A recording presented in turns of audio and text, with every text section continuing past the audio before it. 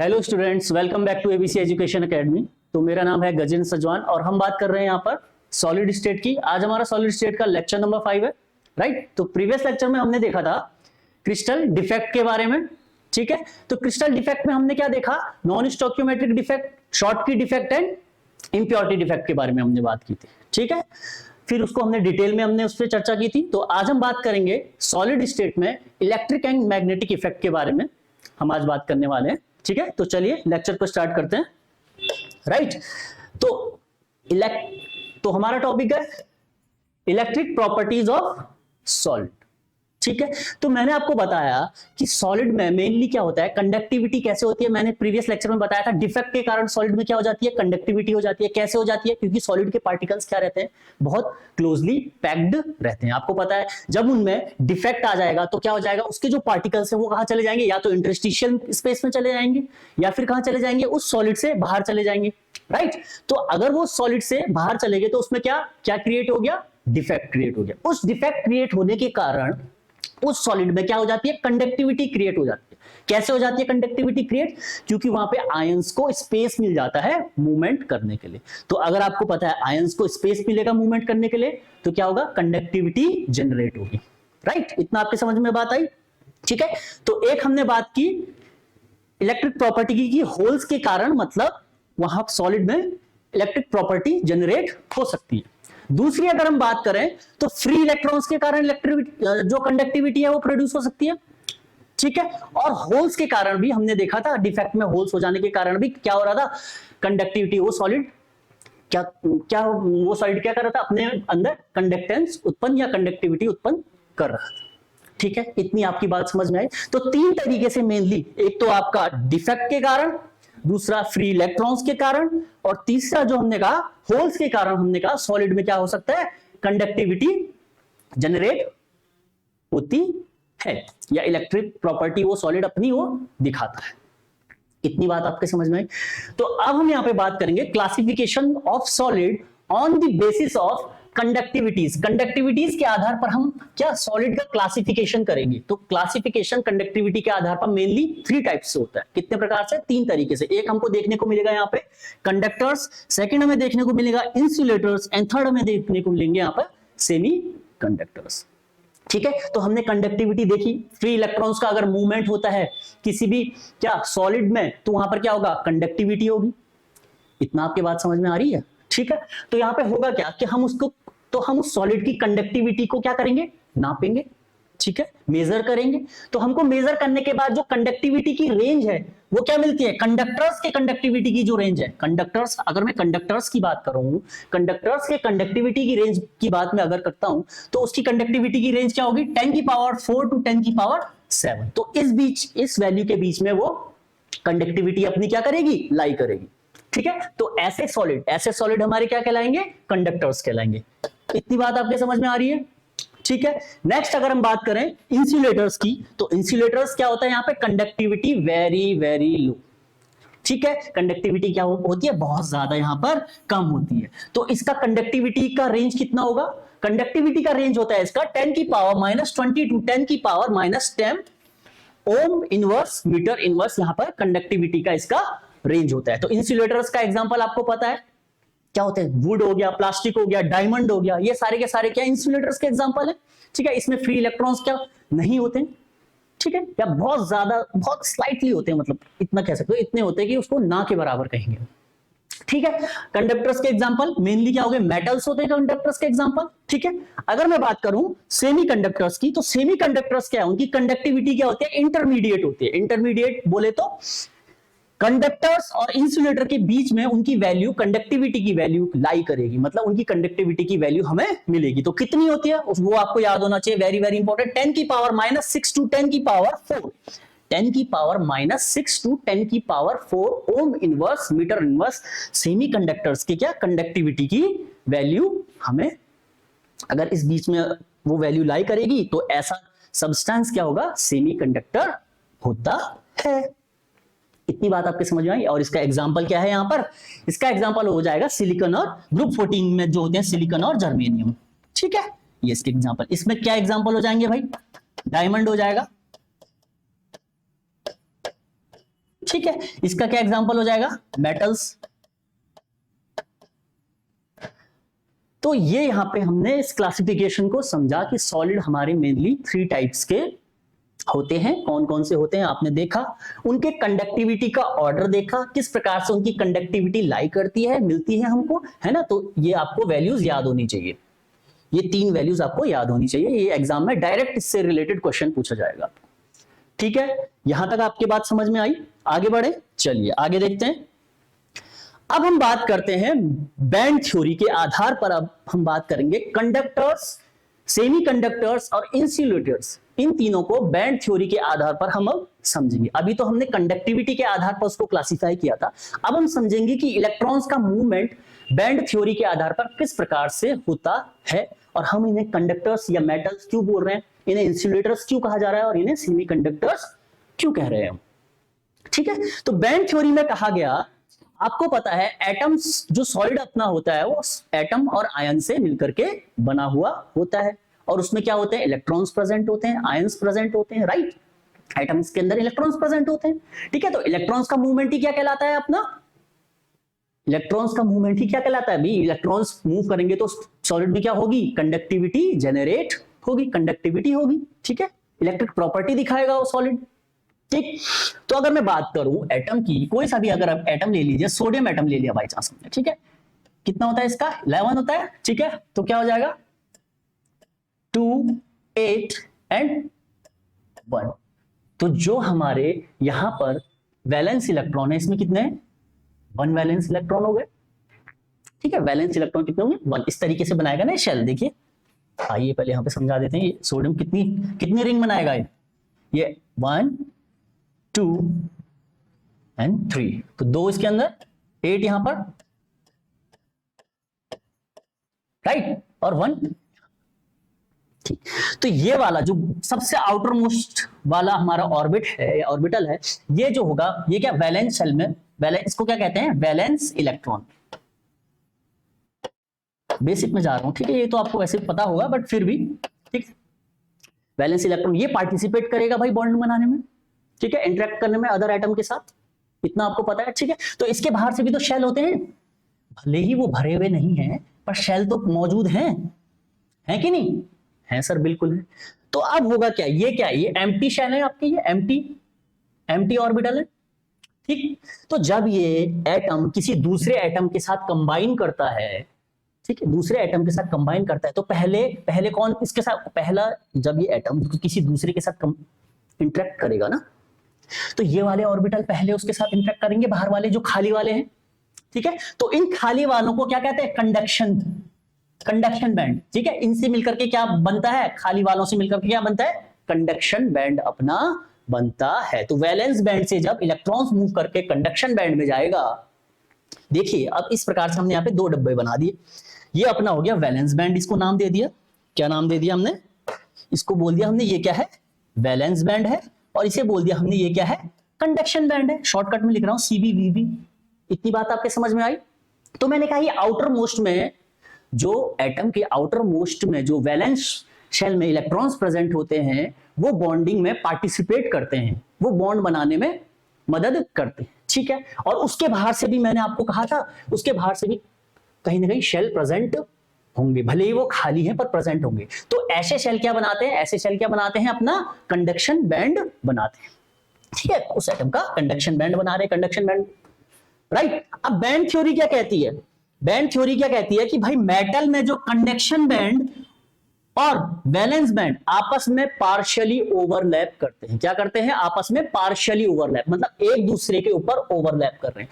अगर बैंड्स एक दूसरे के ऊपर ओवरलैप करेंगे, ठीक है, एक दूसरे के ऊपर ओवरलैप करेंगे, तो इलेक्ट्रॉन्स जो यहां प्रेजेंट हैं वो आसानी से क्या हो जाएंगे, वैलेंस बैंड से कंडक्शन बैंड में क्या, आसानी से, उन्हें कोई फोर्स लगाने की जरूरत ही नहीं, उन्हें कोई एक्सटर्नल फोर्स की जरूरत ही नहीं पड़ेगी, वो आसानी से क्या हो जाएंगे, इस कंडक्शन बैंड में चले जाएंगे। ठीक है, तो इसलिए हम कहते हैं इलेक्ट्रॉन्स का मूवमेंट इजीली कहां हो जा रहा है, valence bond to valence band to conduction band में हो जा रहा है। ठीक है, तो इस प्रकार के कंडक्टर्स, इस प्रकार का जो सिनेरियो है हमें कौन दिखाएगा, कंडक्टर। ठीक है, कंडक्टर, या फिर हम बोल सकते हैं मेटल्स। तो इनमें इलेक्ट्रिसिटी आसानी से जनरेट होती है कंडक्टर्स में। ठीक है, जैसे कॉपर वायर इसका एग्जांपल हो गया, मेटल का एग्जांपल। ठीक, एक छोटा सा एग्जांपल दिया। अब मैं बात करता हूं इंसुलेटर्स की। मैंने कहा इंसुलेटर्स की कंडक्टिविटी वेरी वेरी लो होती है, 10 की पावर -20 से लेकर के 10 की पावर -10 के बीच में इसकी कंडक्टिविटी की वैल्यू लाई करती है। क्यों करती है भाई? इसीलिए करती है क्योंकि यहां पर जो वैलेंस बैंड है, वैलेंस बैंड कैसा बैंड है? फील्ड बैंड, जहां पर इलेक्ट्रॉन प्रेजेंट उपस्थित होंगे। ठीक है, तो वैलेंस बैंड और ये वाला कैसा कौन सा बैंड है? Conduction band. सॉरी, यहां पर इलेक्ट्रॉन्स होंगे? नहीं होंगे। ये कैसा होगा? एम्प्टी होगा। एम्प्टी बोले तो खाली होगा। ठीक है, ये कैसा होगा? खाली होगा। अब इलेक्ट्रॉन्स, अब इन दो बैंड के बीच की दूरी, जो इन दो बैंड के बीच का दूरी को बोले तो यहां पर एनर्जी गैप बोलते हैं। इसको क्या कहते हैं? Energy gap. इन दो वैलेंस बैंड और कंडक्शन बैंड के बीच का एनर्जी गैप बहुत ज्यादा लार्ज होता है, जिसके कारण जो वैलेंस बैंड के इलेक्ट्रॉन हैं वो कहां? कंडक्शन बैंड में नहीं पहुंचते। ठीक है, वैलेंस बैंड के इलेक्ट्रॉन इस कंडक्शन बैंड तक नहीं पहुंच पाते। अगर वैलेंस बैंड के इलेक्ट्रॉन कंडक्शन बैंड तक नहीं पहुंच पाएंगे तो इलेक्ट्रिसिटी जनरेट होगी, फ्री आयंस मूव करेंगे, वो तो एक ही जगह पर रहेंगे ना, मूव करेंगे? नहीं करेंगे सर। तो जब नहीं करेंगे तो सॉलिड क्या कंडक्टिविटी होगी इसकी? कुछ नहीं होगी, बहुत ज्यादा कम होगी, ना के बराबर। ठीक है, तो हम यहां पे कहेंगे इस एनर्जी गैप, या फिर इसको बोलते हैं फॉरबिडन जोन। तो फॉरबिडन जोन जो है हमारा, उसका एनर्जी गैप जो है वो क्या होता है? बहुत ही लार्ज होता है, जिसके कारण जो हमारे इलेक्ट्रॉन्स हैं वो वैलेंस बैंड से कंडक्शन बैंड की तरफ मूव नहीं कर पाते। इस कारण से यहां पे इंसुलेटर में इलेक्ट्रिसिटी जनरेट नहीं होती है। बस इतना सा कंसेप्ट था वैलेंस बैंड थ्योरी का। ठीक है, अब हम बात करते हैं सेमीकंडक्टर्स की। ठीक है, सेमीकंडक्टर्स की अगर हम बात करें तो सेमीकंडक्टर्स में क्या होता है? Energy gap as compare to insulator बहुत ज्यादा कम होता है, स्मॉल होता है। अब यहां पे वैलेंस बैंड में क्या है? अपने इलेक्ट्रॉन्स प्रेजेंट है सर, प्रेजेंट है, बिल्कुल प्रेजेंट है। अब इनको हल्की सी भी एक्सटर्नल एनर्जी मिल गई ना, एक्सटर्नल एनर्जी मिल गई, कोई भी कारण हो सकता है। ठीक है, कोई भी कारण हो सकता है, इलेक्ट्रॉन्स के कारण, एक्स्ट्रा इलेक्ट्रॉन्स के कारण। आगे पढ़ेंगे हम अभी, जब सेमीकंडक्टर्स में मैं डोपिंग कराऊंगा तो वहां पर मैं आपको बताऊंगा कि एक्स्ट्रा इलेक्ट्रॉन्स के कारण कैसे मूवमेंट हो रहा है, इंक्रीज हो रहा है मूवमेंट इलेक्ट्रॉन्स का, और कैसे एक होल क्रिएट हो जाने के कारण भी इलेक्ट्रिसिटी जनरेट हो रही है या इंक्रीज हो रही है सेमीकंडक्टर्स की। तो यहाँ पे एक्सटर्नल फोर्स लगाया तो ये इलेक्ट्रॉन इस छोटे से गैप को पास करके कंडक्शन बैंड में, जिसे एम्प्टी बैंड भी कहते हैं, वहां पर चले जाते हैं। इतनी बात आपके समझ में आई? तो स्मॉल गैप प्रेजेंट होता है कहां पर? सेमीकंडक्टर में। लार्ज गैप एनर्जी का प्रेजेंट होता है कहां पर? इंसुलेटर में। और गैप प्रेजेंट होता ही नहीं कहां पर? मेटल में। तो इन तीनों को इस तरीके से आप डिफरेंशिएट करेंगे और इस तरीके से आपने यहां पर समझा। ठीक है, तो ये बात आपकी जितनी भी मैंने कही आप इसको नोट कीजिए। ये मैंने कंडक्टर्स के बारे में लिखा हुआ है, वही चीज। कंडक्टर्स के पास क्या होता है? मूवमेंट ऑफ इलेक्ट्रॉन होता है।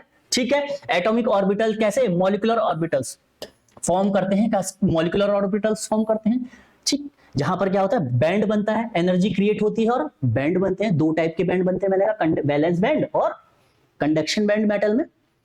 ठीक है, पार्शियल ओवरलैपिंग होती है मेटल में, क्या होती है? पार्शियल ओवरलैपिंग होती है, जिसके कारण जो इलेक्ट्रॉन्स हैं वो आसानी से कहां चले जाते हैं? कंडक्शन बैंड में चले जाते हैं। ठीक है, वही चीज लिखी है, दोबारा दोहराने की मेरे को यहाँ पे जरूरत नहीं है। आपको इतनी बात समझ में आई? ठीक, आगे बढ़े।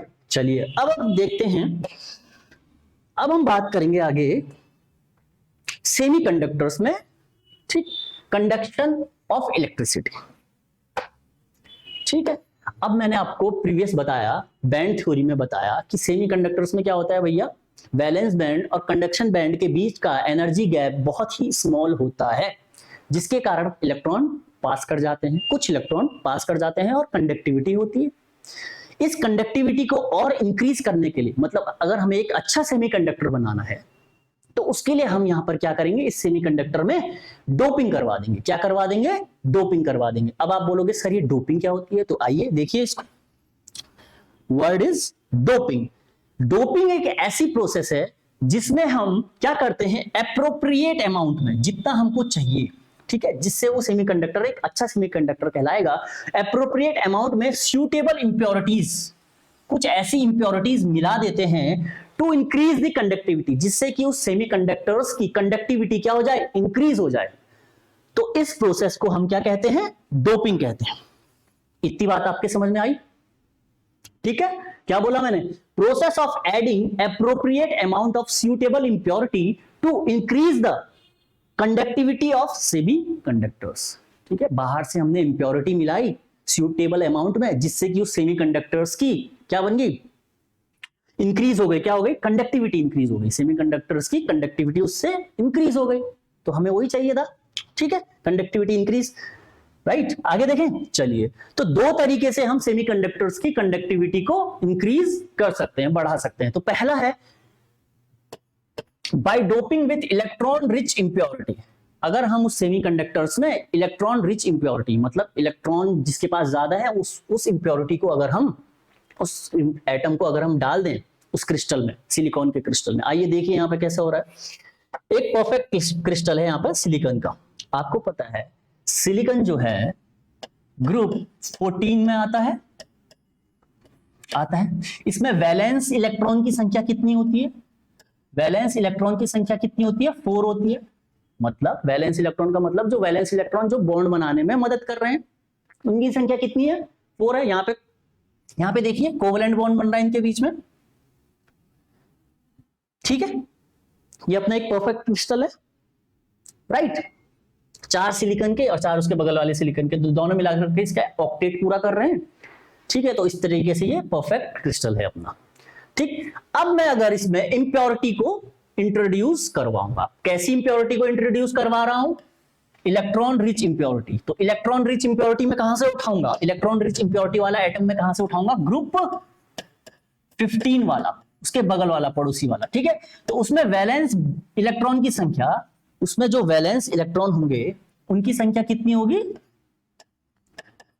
5 होगी, 5 होगी, मतलब एक ज्यादा होगी एज कंपेयर टू सिलिकॉन से।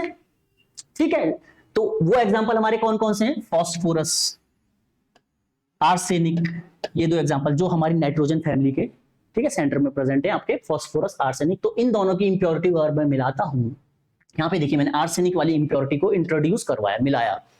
ठीक है, यहां पर एक एटम आ गया आर्सेनिक का। तो आर्सेनिक के पास कितने इलेक्ट्रॉन है, वैलेंस इलेक्ट्रॉन 5, 2 और 2 4, और एक ये वाला 5। ठीक, ये 4 वाले तो कोवलेंट बॉन्ड बना देंगे सिलिकॉन के साथ। ठीक है, और कौन सा बचेगा, एक बच जाएगा हमारे पास, ये वाला। जो ये बचा ये वाला इलेक्ट्रॉन, ये इस फ्री इलेक्ट्रॉन, सिर्फ एक इलेक्ट्रॉन बचा है। ठीक है, वो वाला फ्री इलेक्ट्रॉन क्या कहलाएगा, उसको हम कहते हैं मोबाइल इलेक्ट्रॉन। कैसा इलेक्ट्रॉन कहलाता है वो, अपना मोबाइल इलेक्ट्रॉन कहा जाता है। इस इलेक्ट्रॉन को कौन सा इलेक्ट्रॉन कहते हैं, मोबाइल इलेक्ट्रॉन, जो हमारे पास एक्स्ट्रा बच जाता है। क्यों बचा, क्योंकि यहां पर क्या थे, 5 वैलेंस इलेक्ट्रॉन थे, 4 ने तो अपना कोवलेंट बॉन्ड बना दिया। ठीक है, आर्सेनिक का अपना ऑक्टेट पूरा हो गया और सिलिकॉन का भी हो गया, और एक बच गया भाई, एक बच गया। उसके कारण क्या होता है, इस सेमीकंडक्टर में क्या होता है, इंक्रीज हो जाती है कंडक्टिविटी। क्या हो जाती है, कंडक्टिविटी सेमीकंडक्टर की क्या हो जाती है, इंक्रीज हो जाती है। हमने क्या कराई, डोपिंग कराई। बाहर से एक इंप्योरिटी को लेके आए जो कि इलेक्ट्रॉन रिच एटम था, उस इंप्योरिटी को हमने कहां डाल दिया, सेमीकंडक्टर में इंट्रोड्यूस करवा दिया, और उसकी कंडक्टिविटी को हमने बढ़ा दिया। कितनी बात आपके समझ में आई? ठीक है, तो वही चीज मैंने लिखी है। तो इस प्रकार के सेमीकंडक्टर्स को, जहां पर इलेक्ट्रॉन से मूवमेंट हो रहा है, किससे मूवमेंट हो रहा है, फ्री इलेक्ट्रॉन से मूवमेंट हो रहा है ना। कहीं देखिए एक एक्स्ट्रा इलेक्ट्रॉन आ जा रहा है, इसके कारण क्या हो जा रहा है, कंडक्टिविटी जो हमारी है सेमीकंडक्टर की इंक्रीज हो रही है। ठीक है, इसी फ्री इलेक्ट्रॉन्स के कारण अगर कंडक्टिविटी इंक्रीज हो रही है, तो इसको हम एक और नाम देते हैं, कौन सा, एन टाइप सेमीकंडक्टर। ठीक है, एन टाइप सेमीकंडक्टर, राइट, ये लिखा है मैंने, एन टाइप सेमीकंडक्टर। एन क्यों बोला, एन से हम बोल रहे हैं नेगेटिव बोले तो इलेक्ट्रॉन नेगेटिव होता है,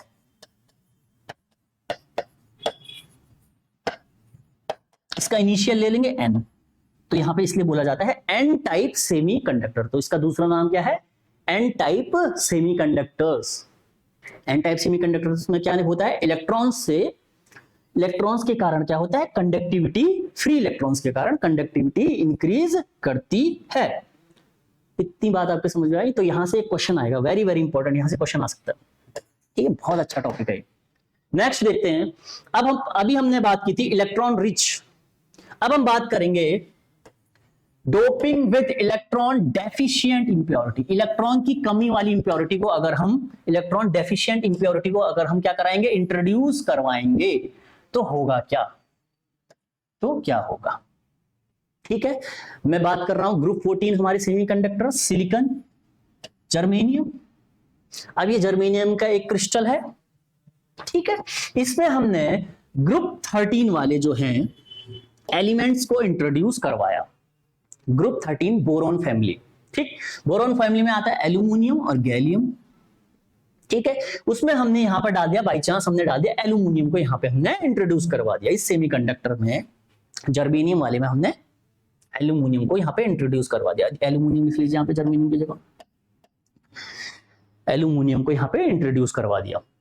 आपको पता है एल्यूमिनियम के वैलेंस इलेक्ट्रॉन्स की संख्या कितनी होती है, 3 होती है, पता है ना आपको? ठीक है, देख लीजिए इलेक्ट्रॉनिक कॉन्फ़िगरेशन जब आप करोगे तो 3 आएगी, ठीक, वैलेंस इलेक्ट्रॉन की संख्या 3 होती है। तो देखिए जर्मेनियम तो वैसे क्या कर रहा है, कोवेलेंट बॉन्ड बना रहा है 4, 1 2 3 4, और उसके पड़ोसी वाले के साथ 1 2 3 4, ठीक है, ये अपना ऑक्टेट पूरा कर ले रहे हैं, ठीक है। इसी तरीके से ये यहां से एक इलेक्ट्रॉन, एक इसके साथ, एक ये और एक इस ऊपर वाले के साथ, ठीक है। तो 1 2 3 4 इसके साथ पहले से थे, 1 2 3 4 इसने कोवेलेंट बॉन्ड बनाया उनके साथ, ठीक, तो टोटल हो गए, ऑक्टेट पूरा होंगे, ठीक है। इस तरीके से पूरे क्रिस्टल में होता है, ठीक। जैसे ही हमने क्या करवाई, डोपिंग करवाई। डोपिंग करवाने का मतलब क्या, इलेक्ट्रॉन डेफिशिएंट एलिमेंट को लेकर हम यहां पर आ गए। चलो आ गए सर, आ गए हम लेकर के, आगे कौन सा वाला लाएंगे, एल्यूमिनियम। कोई दूसरे कलर से करता हूं, डार्क कलर, ठीक है, ब्लू कलर से करें, ठीक है, एल्यूमिनियम को लेकर के हम। अब इसके पास वैलेंस इलेक्ट्रॉन की संख्या कितनी है, 3 है। कितनी है, 3 है, देखिए 1 2 एंड 3, ठीक। और यहां पर तो खाली स्पेस हो गया, तो यहां पर एक होल क्रिएट हो जाता है। क्या क्रिएट हो जाता है, होल क्रिएट हो जाता है। अब ये होल क्या होगा, ये क्या करेगा, इस बगल वाले जर्मेनियम, ये बगल वाले जर्मेनियम को एनर्जी मिलेगी अगर, तो ये यहां से यहां शिफ्ट हो जाएगा, और ये होल यहां से इधर शिफ्ट हो जाएगा, फिर ये होल यहां से इधर शिफ्ट हो जाएगा। ऐसे करके ये पूरे क्रिस्टल में घूमता रहता है, जिसके कारण क्या होता है, सेमीकंडक्टर्स की कंडक्टिविटी जो है होल के कारण क्या हो जाती है, इंक्रीज हो जाती है। तो हमने क्या किया, ग्रुप 14 में ग्रुप 13 की डोपिंग कराई। ग्रुप 14 वाले एटम थे हमारे सिलिकॉन, जो हमारे सेमीकंडक्टर, या फिर जर्मेनियम, उसमें हमने जर्मेनियम के क्रिस्टल में हमने डोपिंग करवाई, किसकी, इलेक्ट्रॉन डेफिशिएंट एलिमेंट जो है हमारा एल्यूमिनियम। एल्यूमिनियम में क्या था, एक 3 वैलेंस इलेक्ट्रॉन थे, ठीक है, उन्होंने तो बॉन्डिंग बना दिया, ठीक, बॉन्ड बनाने में पार्टिसिपेट कर दिया, और वहां पर एक जगह खाली बच गई, जिसे हमने क्या कहा, होल कहा। होल क्रिएट हो गया, वहां पे क्या क्रिएट हो गया, होल क्रिएट हो गया, और वो होल पूरे क्रिस्टल में घूमता रहता है, जिसके कारण इलेक्ट्रिसिटी क्या होती है, इंक्रीज होती है हमारी सेमी कंडक्टर्स की। तो वही चीज लिखी है, holes become available which increase conductivity, such solid are called as. इस प्रकार के सॉलिड को हम क्या कहते हैं, जिसमें होल के कारण कंडक्टिविटी इंक्रीज होती है, तो हम इस प्रकार के सॉलिड को कहते हैं P type semiconductor. P type, कैसा, पी टाइप सेमीकंडक्टर, ठीक है, पी टाइप के सेमीकंडक्टर। अब ये जो पी टाइप का सेमी लिखा है वैसे यहाँ पे, ठीक है, पी टाइप सेमीकंडक्टर। अब जो ये पी टाइप के सेमी, पी बोले तो होल जो हमारे होते हैं वो कैसे होते हैं, पॉजिटिव। कैसे होते हैं, पॉजिटिव। तो पी का इनिशियल, पॉजिटिव का पी इनिशियल है, तो इसलिए हम इसको क्या कह रहे हैं, पी टाइप सेमीकंडक्टर। इतनी बात आपको समझ में आई, ठीक है। इसको देख लीजिए आप एक बार, नोट कर लीजिए। आगे बढ़े, चलिए आगे बढ़ते हैं। अब यहां से हमारा स्टार्ट होगा magnetic properties of solid. Electric property हमारी खत्म हो चुकी है। इलेक्ट्रिक प्रॉपर्टी में हमने किस किस की बात की थी, एक बार फिर से रिवाइज करते हैं। कंडक्टर्स की बात की थी, इंसुलेटर्स की बात की, और सेमीकंडक्टर की बात की।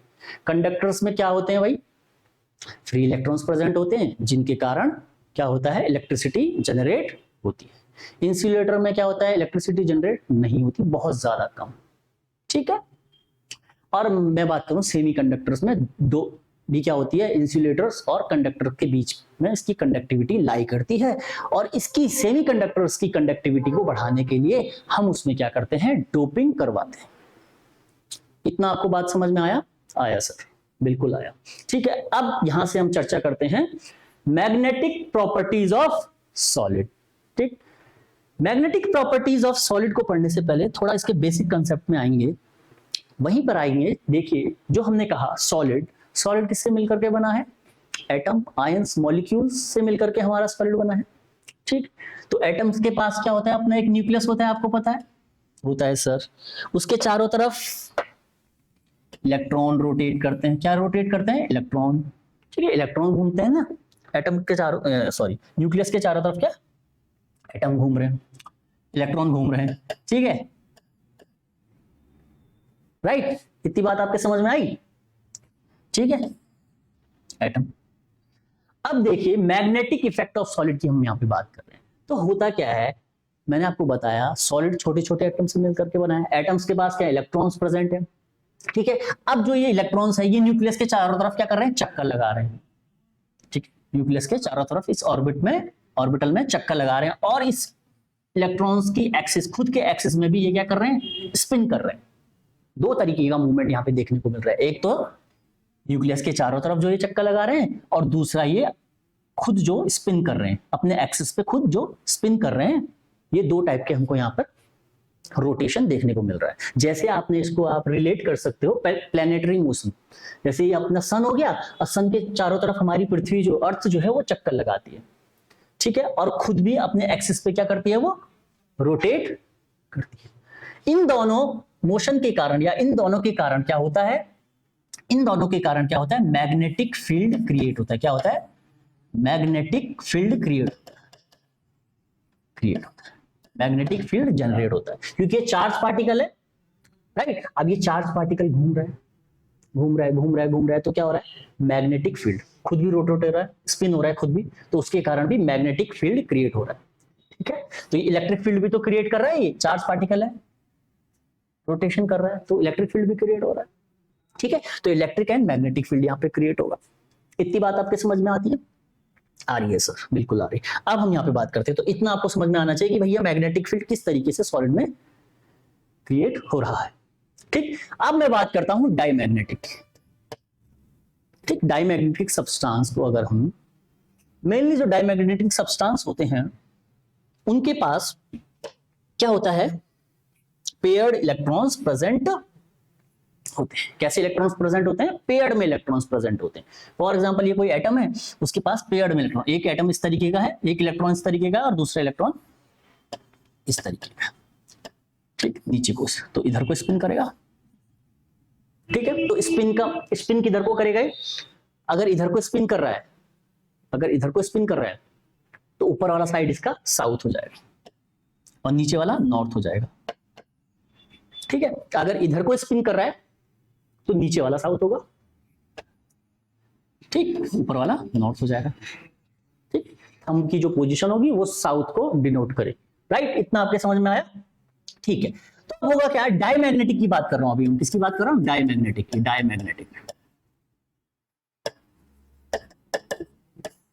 डाईमैग्नेटिक सब्सटेंस, एटम में डाईमैग्नेटिक सब्सटेंस, दो इलेक्ट्रॉन प्रेजेंट है उसमें। ठीक, तो एक का स्पिन इधर को है, एक का स्पिन इधर को है।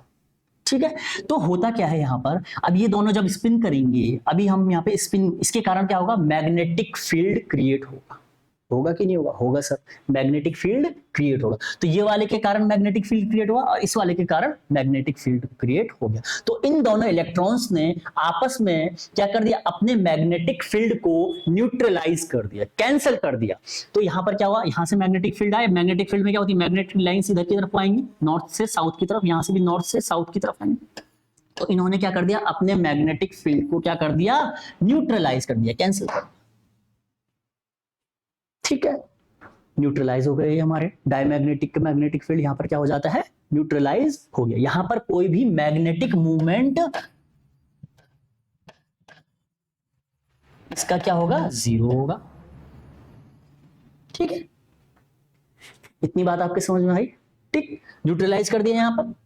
अगर मैं डायमैग्नेटिक को, देखिए डायमैग्नेटिक सब्सटेंस को ध्यान से समझना है आपको, वेरी वेरी इंपॉर्टेंट। अगर मैं डायमैग्नेटिक सब्सटेंस को एक्सटर्नल मैग्नेटिक फील्ड में इंट्रोड्यूस करवाता हूं, एक्सटर्नल मैग्नेटिक फील्ड में इंट्रोड्यूस करवाता हूं, बोले तो मैं क्या कर रहा हूं, डायमैग्नेटिक सब्सटेंस, दो चुंबक के बीच में डायमैग्नेटिक सब्सटेंस रख ले रहा हूं। मतलब चुंबक लाए बाहर से, मैग्नेट लेके आया और उसके बीच में मैंने क्या कर दिया, यहां पर बीच में डायमैग्नेटिक सब्सटेंस रख दिया। ठीक, डायमैग्नेटिक सब्सटेंस कैसे होते हैं, पेयर्ड इलेक्ट्रॉन्स होते हैं, ऊपर की तरफ और नीचे की तरफ ऐसे तरीके से पेयर्ड स्पिन होता है इनका।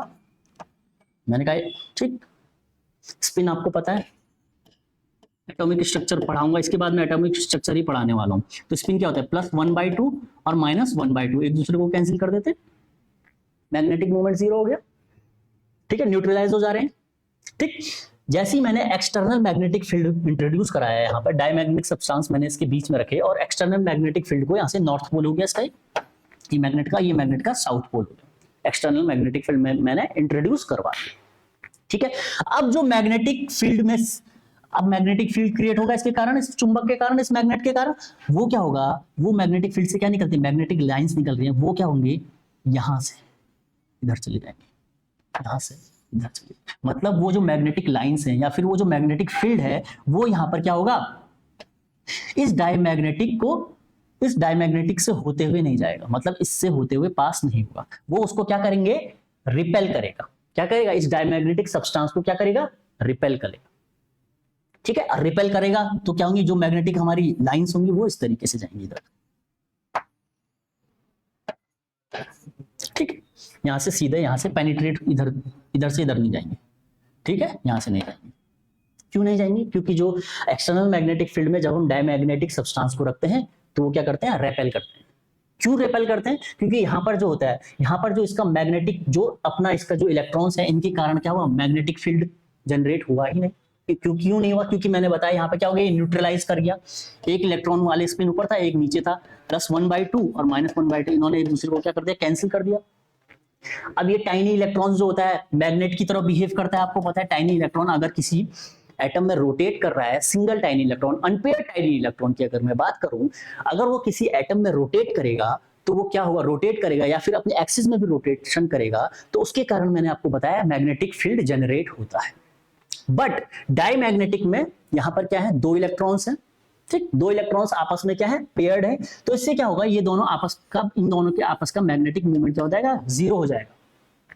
एक ऊपर वाले डायरेक्शन में, एक नीचे वाले डायरेक्शन में, एक दूसरे को क्या कर देंगे, कैंसिल कर देंगे। एक इधर को रोटेट कर रहा है, एक इधर को रोटेट कर रहा है। ठीक है, तो इनका मैग्नेटिक मूवमेंट या फिर इनका मैग्नेटिक फील्ड आपस में एक दूसरे को न्यूट्रलाइज कर देगा, तो ये टाइनी मैग्नेट की तरह बिहेव नहीं करेंगे। जिस कारण से यहां पर अगर मैं एक्सटर्नल मैग्नेटिक फील्ड को इंट्रोड्यूस करवाता हूं तो वो एक्सटर्नल मैग्नेटिक फील्ड को क्या करेंगे, रेपेल करेंगे। ठीक है, एक्सटर्नल मैग्नेटिक फील्ड को क्या करेंगे, रेपेल करेंगे और वीकली रेपेल करेंगे। राइट, तो वही चीज यहां पे मैंने लिखी हुई है, repel weekly magnetic field. Diamagnetic जो सब्सटेंस होते हैं वो रेपेल करते हैं। तो इतनी छोटी सी बात समझाने के लिए मैंने आपको वो डिटेल में बताना आपको बहुत ज्यादा जरूरी था। ये क्यों बोला गया है, ऐसा क्यों है। ठीक है, such solid have paired electrons, इन सॉलिड्स के पास पेयर्ड इलेक्ट्रॉन्स उपस्थित होता है। उनकी फॉर्म अलाइनमेंट किस तरीके का होता है, मैंने बता दिया, इस तरीके का होता है। कुछ एग्जांपल्स हैं हमारे डायमैग्नेटिक के, बेंजीन, NaCl, TiO2, V2O5, तो ये एग्जांपल आपको याद होनी चाहिए। मेन मोटिव यहां पे डायमैग्नेटिक को समझने का, इतना आपको समझ में आना चाहिए। ठीक है, आगे अब हम बात करते हैं पैरामैग्नेटिक। तो आइए पहले इसको समझते हैं पैरामैग्नेटिक को। मैंने कहा पैरामैग्नेटिक जो सब्सटेंस होते हैं मेरे, जो पैरामैग्नेटिक होते हैं वो पैरामैग्नेटिक मेरे कैसे होते हैं, अनपेयर्ड इलेक्ट्रॉन्स होते हैं। कैसे होते हैं, अनपेयर्ड इलेक्ट्रॉन्स। सॉलिड हमारा एटम से मिलकर बना है, एटम में क्या प्रेजेंट है, इलेक्ट्रॉन प्रेजेंट है। पर इस टाइप के सब्सटेंस में, पैरामैग्नेटिक वाले सब्सटेंस में कैसे इलेक्ट्रॉन प्रेजेंट होंगे? अनपेयर्ड इलेक्ट्रॉन प्रेजेंट होंगे। अनपेयर्ड इलेक्ट्रॉन प्रेजेंट होंगे, बिल्कुल सर होंगे। एटम है, न्यूक्लियस है, इसके चारों तरफ इलेक्ट्रॉन, अनपेयर्ड इलेक्ट्रॉन है। ये किसकी तरह बिहेव करेगा? एक टाइनी मैग्नेट की तरह बिहेव करेगा। क्यों करेगा? मैंने 2-3 बार बता चुका हूं, क्योंकि ये एक तो इस ऑर्बिटल में रोटेशन कर रहा है और ऊपर से अपने एक्सिस में भी रोटेशन कर रहा है, और चार्ज पार्टिकल है। अगर ये रोटेशन दिखा रहा है अपने एक्सेलरेशन के साथ, तो क्या हो रहा है यहां पर? क्या हो रहा है यहां पर? मैग्नेटिक फील्ड क्रिएट हो रहा है। ठीक है, मैग्नेटिक फील्ड क्रिएट हो रहा है। तो ये क्या करेगा? एक टाइनी मैग्नेट, ये अनपेयर्ड इलेक्ट्रॉन एक टाइनी मैग्नेट की तरह बिहेव करेगा। टाइनी मैग्नेट, छोटा सा मैग्नेट, ठीक है, करेगा सर। अब अगर मैं इसको एक्सटर्नल मैग्नेटिक फील्ड में इंट्रोड्यूस कराता हूं, एक्सटर्नल मैग्नेटिक फील्ड, ठीक है, बाहर से मैंने चुंबक लगा दिया, मैग्नेट लगा दिया, पैरामैग्नेटिक सब्सटेंस को मैंने इसके बीच में डाला। तो जब तक पैरामैग्नेटिक सब्सटेंस मैग्नेटिक फील्ड में इंट्रोड्यूस नहीं कराए थे, तो मेरे पैरामैग्नेटिक जो सब्सटेंस थे, उनके जो इलेक्ट्रॉन्स थे वो इस तरीके से रैंडमली अरेंज थे, कोई ऊपर कोई नीचे कोई दाएं, इस तरीके से रैंडमली क्या थे? वो अरेंज थे, इस तरीके से बना, रैंडमली वो अरेंज थे। जैसे ही मैंने इन्हें पैरामैग्नेटिक सब्सटेंस को मैग्नेटिक फील्ड में इंट्रोड्यूस कराया, तो मैग्नेटिक फील्ड में इंट्रोड्यूस कराते ही इनका अलाइनमेंट हो जाता है। कैसा हो जाता है? ये अलाइन हो जाते हैं एक दिशा में, किस ऐसे, इस तरीके से दिशा में अलाइन हो जाते हैं। ठीक, अलाइन हो जाते हैं। ठीक है, ये हो गया आपका साउथ, ये हो गया नॉर्थ, मान लीजिए इसको साउथ मान लीजिए, इसको नॉर्थ मान लीजिए, इसको साउथ मान लीजिए, इसको नॉर्थ मान लीजिए। तो इस तरीके से इनका पैरामैग्नेटिक सब्सटेंस में इलेक्ट्रॉन्स का अलाइनमेंट होता है। जैसे ही मैंने इसको कहां डाला? एक्सटर्नल मैग्नेटिक फील्ड में इस सब्सटेंस को मैंने इंट्रोड्यूस करा। पहले जब एक्सटर्नल मैग्नेटिक फील्ड नहीं था, तो ये क्या थे? रैंडमली अरेंज थे, ये इलेक्ट्रॉन किसी भी दिशा में थे, ठीक, इधर उधर। जैसे ही मैंने मैग्नेटिक फील्ड में इंट्रोड्यूस कराया, ये इनका एक अलाइनमेंट आ गया। क्यों आया? क्योंकि जैसे ही मैग्नेटिक फील्ड आया, तो यहां से होकर के नॉर्थ टू साउथ हमारा मैग्नेटिक फील्ड की लाइंस गई, फिर साउथ से नॉर्थ में जाती है, और फिर नॉर्थ से साउथ में जाती है, इस तरीके से। तो मैग्नेटिक जो फील्ड होता है, वो इस पैरामैग्नेटिक सब्सटेंस से होकर के गुजरा, कह सकते हैं हम इसको एक तरीके से। तो मतलब ये भी कह सकते हैं, मतलब ये जो पैरामैग्नेटिक सब्सटेंस है, वो एक्सटर्नल मैग्नेटिक फील्ड को अलाउड करता है। क्या करता है? अलाउड करता है।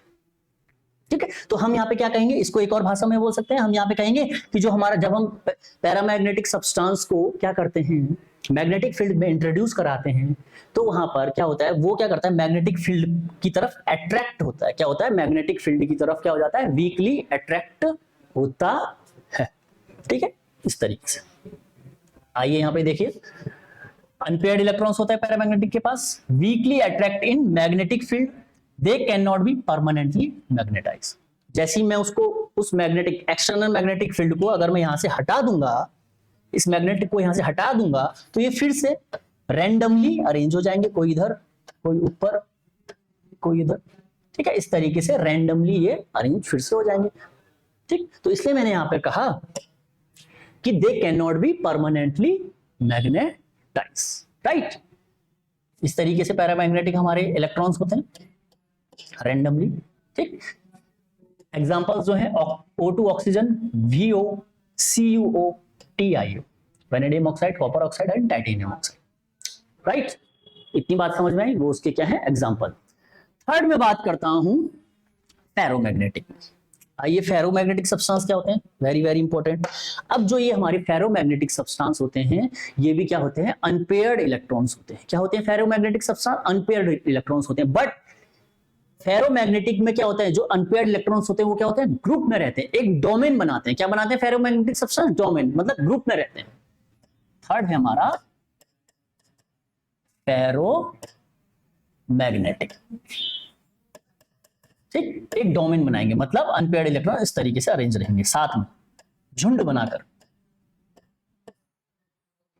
अगर ये झुंड बनाकर रहेंगे और पैरामैग्नेटिक है, सिंगल इलेक्ट्रॉन्स हैं, मैग्नेट टाइनी टाइनी मैग्नेट है, एक साथ जुड़ गए, डोमेन बना दिया, तो इनका जो मैग्नेटिक मूवमेंट होगा, या फिर बोलूं मैं मैग्नेटिक फील्ड होगा, वो क्या होगा? बहुत ही ज्यादा होगा।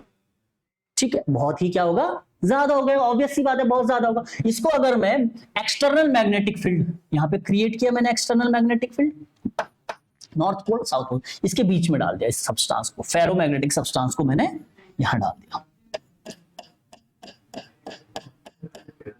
तो मैग्नेटिक फील्ड यहां से आया, मैग्नेटिक लाइंस आई। ठीक, तो यहां से पास होकर के जाएंगे और स्ट्रांगली अट्रैक्ट करेंगे। क्या करेंगे? स्ट्रांगली अट्रैक्ट करेंगे। करेंगे कि नहीं करेंगे? करेंगे सर, बिल्कुल स्ट्रांगली अट्रैक्ट करेंगे। ये भी मैग्नेट की तरफ काम कर रहा है, इसको भी मैंने मैग्नेट में डाल दिया, ठीक है। तो स्ट्रांगली क्या करेंगी? अट्रैक्ट करेंगे। वही चीज लिखी हुई है वन पेयर्ड इलेक्ट्रॉन्स, अभी बताया, जो कि झुंड में रहते हैं, डोमेन में रहते हैं, strongly attract in magnetic field या एक्सटर्नल मैग्नेटिक फील्ड, ठीक। Such solid can be permanently magnetise. इस प्रकार के जो सॉलिड होते हैं, फेरोमैग्नेटिक टाइप के जो सॉलिड होते हैं, वो क्या होते हैं? परमानेंटली मैग्नेटाइज हो जाते हैं, ठीक। कैसे? फॉर एग्जाम्पल, मैंने कोई मैग्नेट लिया, एक्सटर्नल मैग्नेट लिया, उसको मैंने एक सब्सटेंस है, मेरा फेरोमैग्नेटिक टाइप का ही सब्सटेंस है, मैंने मैग्नेट लिया, इस पे टच करा दिया, ठीक। तो इस पे वो मैग्नेटिक कैरेक्टर रहेगा परमानेंटली। ये क्या हो जाएगा? ये पूरा मैग्नेटाइज हो जाएगा। मैं इसको कहीं दूसरे वाले, जैसे फॉर एग्जांपल आयरन का एग्जांपल है, आयरन की रॉड है, इसमें मैंने मैग्नेट लगाया, वो मैग्नेट ऐसे स्ट्रॉन्ग मैग्नेट होगा वो, ठीक है, साधारण मैग्नेट नहीं होगा, ठीक है। लगाया और उसके बाद उसमें ये मेरा आयरन की रॉड भी अब मैग्नेट की तरह बिहेव करना लग जाएगी, ठीक है। तो इसलिए यहाँ पर इसको कह रहे हैं परमानेंटली मैग्नेटाइज। तो इसका एग्जांपल देखिए यहाँ पे, आयरन, जितने भी मेटल्स, निकल, कोबाल्ट, ट्रांजिशन मेटल है ना, और ये आपको chromium oxide, very very important example है ये, तो पूछा जाता है, ठीक। On heating to a temperature called Curie point, these solid change to paramagnetic. अब ये क्या हुआ है? अगर मैं, देखिए यहाँ पे, अगर मैं इस पूरे सिस्टम को क्या करूंगा? टेम्परेचर दूंगा। अगर मैं क्या करूंगा? इसको टेम्परेचर दूंगा, तो मेरे ये जो इलेक्ट्रॉन्स हैं, ये क्या करेंगे? ये क्या करेंगे? पैरामैग्नेटिक बिहेव दिखाना शुरू कर देंगे, ठीक है। पैरामैग्नेटिक बिहेव दिखाना क्या कर देंगे? शुरू कर देंगे, ठीक। तो एक टेम्परेचर जहां तक मतलब वो रहेंगे, मतलब जहां तक वो फेरोमैग्नेटिक कैरेक्टर को ही दिखाएंगे, ऐसा टेम्परेचर वो क्या कहलाता है? हमारा क्यूरी पॉइंट कहलाता है। क्यूरी पॉइंट के बाद वो कैसा दिखाएंगे? पैरामैग्नेटिक सॉलिड की तरह वो बिहेव करने लग जाएंगे, ठीक है। पैरामैग्नेटिक की तरह वो कैसे करने लग जाएंगे? बिहेव करने लग जाएंगे, ठीक। तो इस तरीके से डोमेन बना रहा है, एक साथ इकट्ठे रह रहे हैं unpaired electron, very very important, बहुत ज्यादा इंपॉर्टेंट एग्जांपल्स। नेक्स्ट है एंटी फेरी मैग्नेटिक। ऐसे इलेक्ट्रॉन्स, यहां पर क्या होता है, इस टाइप के सब्सटेंस में क्या होता है? अनपेयर्ड इलेक्ट्रॉन्स क्या होते हैं? अलाइन करते हैं अपने आप को इस प्रकार से, ताकि उनका जो मैग्नेटिक मूवमेंट है वो क्या हो जाता है? जीरो हो जाता है। तो कैसे करेंगे भाई अपने आप को? ये अनपेयर्ड इलेक्ट्रॉन एक ऊपर की तरफ है, +1/2 मान लो इसको, ये नीचे की तरफ है, -1/2, तो एक दूसरे को क्या कर दिया? कैंसिल हो गया। बट ये क्या है? ये पेयर्ड में नहीं है, ये अलग अलग है, ठीक है। ये क्या है? अलग अलग इलेक्ट्रॉन, ठीक है। तो एक दूसरे को इस प्रकार से अरेंज करते हैं ताकि इनका जो मैग्नेटिक मूवमेंट है वो क्या हो जाता है? जीरो हो जाता है, ठीक है। तो ऐसे सब्सटेंस हमारे क्या कहलाते हैं? Anti ferromagnetic. कैसे कहलाते हैं? Anti ferromagnetic. इतनी बात आपके समझ में आई? चलिए आगे बढ़िए। इसके example Cr2O3, COO, CO3O4, Fe2O3, MnO और MnO2, वेरी वेरी इंपॉर्टेंट, ये एग्जामिनेशन में आया था ये वाला एग्जांपल यहां से। तो वो क्या कहलाते हैं? हमारे एंटी फेरोमैग्नेटिक। जो जो इंपॉर्टेंट है उसको मैं इंपॉर्टेंट मार्क कर रहा हूं, ये एग्जांपल यहां पे से आया, ठीक। फिफ्थ है हमारा फेरी मैग्नेटिक। फेरी मैग्नेटिक में भी क्या होता है अपना? फेरी मैग्नेटिक में भी अनपेयर्ड इलेक्ट्रॉन्स प्रेजेंट होते हैं, बट उनका जो अरेंजमेंट होता है वो इस प्रकार से होता है कि उनका नेट मैग्नेटिक मूवमेंट क्या होता है? लो होता है। क्या होता है? इनका नेट मैग्नेटिक मूवमेंट लो होता है, ठीक है। एक ऊपर हो गए, जैसे इसमें दो नीचे हो गए, फिर एक ऊपर, फिर दो नीचे, एक ऊपर दो नीचे। तो इस प्रकार से यहां पर क्या हो गया? इनका मैग्नेटिक मूवमेंट क्या होता है? बहुत ज्यादा कम होता है, राइट। इतनी बात समझ में? इसका स्पिन, एक का स्पिन ऊपर है, एक का स्पिन नीचे है, 3 का स्पिन ऊपर हो जाएगा, 2 का स्पिन नीचे हो जाएगा, ठीक। तो इस तरीके से, तो एक वाला एक को कैंसिल कर देगा, है ना, ये वाले को कैंसिल कर देगा, तो ये वाला ये वाले को कैंसिल कर दिया, बाई चांस ये वाले ने ये वाले को कैंसिल कर दिया। तो इस प्रकार से इनका तो मैग्नेटिक मूवमेंट होगा, इन तीन का, ये फर्स्ट वाले का, इसका, सेकंड वाले का और थर्ड वाले का। तो इस प्रकार से पूरे जो सब्सटेंस है, जो फेरी मैग्नेटिक सब्सटेंस है, उसका क्या होता है? मैग्नेटिक मूवमेंट क्या होता है? लो होता है। कारण आपको समझ में आया? क्योंकि उनका जो इलेक्ट्रॉन्स होते हैं, उनके जो इलेक्ट्रॉन्स का अलाइनमेंट होता है वो इस प्रकार से होता है ताकि उनका जो मैग्नेटिक मूवमेंट हो जाए वो कम हो जाए। ठीक, इसके कोई एग्जांपल है Fe3O4, वेरी वेरी इंपॉर्टेंट, मैग्नेटाइड भी कहते हैं इसको, है ना, Fe3O4। ठीक, और फेराइड्स जो हैं आपके फेरी मैग्नेटिक के अपने एग्जांपल्स हो गए। तो यहां तक आपके बात मुझे लगता है समझ में आनी चाहिए। ठीक है, तो यहाँ पे हमारा ये सॉलिड का जो चैप्टर्स है पूरा का पूरा हमने यहाँ पे कंप्लीट कर दिया है। ठीक, अब हम देखेंगे यहाँ पे कुछ ऐसे इंपॉर्टेंट क्वेश्चंस की यहाँ पर बात करेंगे। ठीक है, एमसीक्यूज हैं, ठीक, उन्हें करते हैं। चलिए फर्स्ट क्वेश्चन यहाँ पे हमारा पहला क्वेश्चन देखिए, विच solid structure has a definite and sharp melting point. बताइए, चैप्टर मैंने आपको पढ़ा दिया है, अब तो मेरे को लगता है कोई दिक्कत होनी नहीं चाहिए, बहुत सिंपल सिंपल क्वेश्चंस हैं। ठीक है, बताइए क्या होगा इसका answer. A all type solids, no type solids, amorphous solids, या फिर क्रिस्टलाइन सॉलिड्स। किसका होता है शार्प मेल्टिंग पॉइंट, बताया था ना आपको फर्स्ट लेक्चर में, किसका होता है शार्प मेल्टिंग पॉइंट।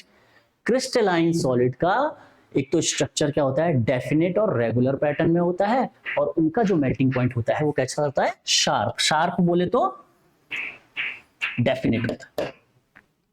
क्या होगा आंसर, क्रिस्टलाइन सॉलिड। आगे बढ़े, चलिए मेरे जो प्रीवियस लेक्चर हैं अगर आप उनको देखेंगे, जिन्होंने जो अभी नए आए हैं इस वीडियो पर, अगर वो प्रीवियस लेक्चर को देखेंगे और फिर ये क्वेश्चन करें तो उनको ये बहुत ज्यादा आसान लगेगा। ठीक है, तो आइए next point, second question, the edge length of face centered cubic cell of an ionic substance is 50। edge length दे रखी है भाई, ए का वैल्यू दे रखा है कितना है 508 picometre. Radius ratio of the cation is 110 picometre. Radius ratio दे रखा है कैटायन का, कैटायन बोले तो पॉजिटिव चार्ज का रेडियस रेशियो कितना दे रखा है 110 पिकोमीटर। हमको क्या निकालना है, the radius of the anion. हमें रेडियस क्या निकालना है, एनायन का रेडियस निकालना है हमें। कर लेंगे आप लोग इसको, कैसे करेंगे, कोई एक क्यूबिक स्ट्रक्चर होगा एफसीसी टाइप का, उसका एक फ्रंट पोर्शन ये है। ठीक है, क्यूबिक स्ट्रक्चर होता है ना इस तरीके से, क्यूब है, उसके फ्रंट वाले ले रहा हूं मैं, एक ये वाला इस तरीके। ठीक, यहां से यहां तक की डिस्टेंस क्या कहलाती है हमारी, ए कहलाती है। अब रेडियस रेशियो की बात कर रहे हैं, यहां पे इसका एक रेडियस होगा Saint,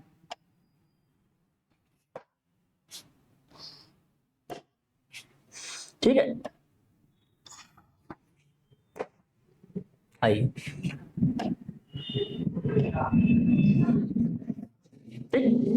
A is equal to क्या हो जाएगा, ए इज इक्वल टू क्या हो जाएगा, ये पूरा यहां से हाफ, ये आर पॉजिटिव मान लीजिए, इसको आर नेगेटिव मान लीजिए। ठीक है, तो ए इज इक्वल टू क्या आ गया हमारा, A is equal to R, या इसको इस तरीके से लिख सकते हैं, A is equal to R positive plus R negative, लिख सकते हैं ना, राइट। आइए कैसे सॉल्व करेंगे, ए का वैल्यू कितना दिया है 508, 2 कैटायन का वैल्यू दिया है 110, एनायन का वैल्यू हमको यहां से निकालना है। ठीक है, तो आ जाइए 508 इक्वल टू 220 प्लस 2r। ठीक, अब क्या हो जाएगा देखिए, 2r equal to 508 minus 220, then r negative लिखेंगे इसको, नेगेटिव कैटायन का निकालना, 508 माइनस 220 अपॉन 2, तो यहां से हमारा आंसर आ जाएगा r नेगेटिव का 144 आंसर आ जाएगा। कितना आ जाएगा 144 पिको। तो इतनी बात आपके समझ में आई। तो इस तरीके से इस क्वेश्चन को हम क्या करेंगे सॉल्व, सिंपल सा था। हमें एक क्रिस्टल दे रखा था एफसीसी टाइप का, उसमें ए का वैल्यू दे रखा है, कैटायन का वैल्यू दे रखा है, एनायन का वैल्यू हमको फाइंड आउट करना है, कुछ नहीं। देखिए सॉलिड में किससे मिलकर के बने होते हैं, कॉन्स्टिट्यूएंट पार्टिकल से मिलकर के बने होते हैं, कोई भी दो पकड़ लो, ठीक, उससे मिलकर के हमारी पूरी एक एज लेंथ बनी हुई है। एज लेंथ में आधा आर कैटायन का, आधा आर एनायन का। तो ए इक्वल टू क्या हो गया अपना पूरी एक दो आर से मिलकर के एक पूरी एज लाइन बनी हुई है, दो रेडियस से मिलकर के पूरी एज लाइन बनी है, ठीक है। तो हमने क्या कर दिया, a is equal to 2r कर दिया और फिर इसको यहां से इस तरीके से सॉल्व किया। बहुत ठीक, इतनी बात आपके समझ में आई, तो इसका आंसर हो जाएगा 144 पिकोमीटर। नेक्स्ट देखें, आइए next, what is the coordination number in a square close packed structure in 2 dimension. Very very important, मैंने अभी प्रीवियस लेक्चर में लेक्चर नंबर 2 लेक्चर नंबर 3 में मैंने आपको ये डिटेल में पढ़ाया है, ठीक है। तो वहां पे आप देखिएगा, तो इसका क्या होगा भाई, कितना होगा स्क्वायर क्लोज पैकिंग में। देखिए यहाँ पे बनाता हूँ 2 डायमेंशन की स्क्वायर क्लोज पैकिंग, ये हमारा सॉलिड है 2 डायमेंशन की, एक एक्सिस में ये जा रहा है,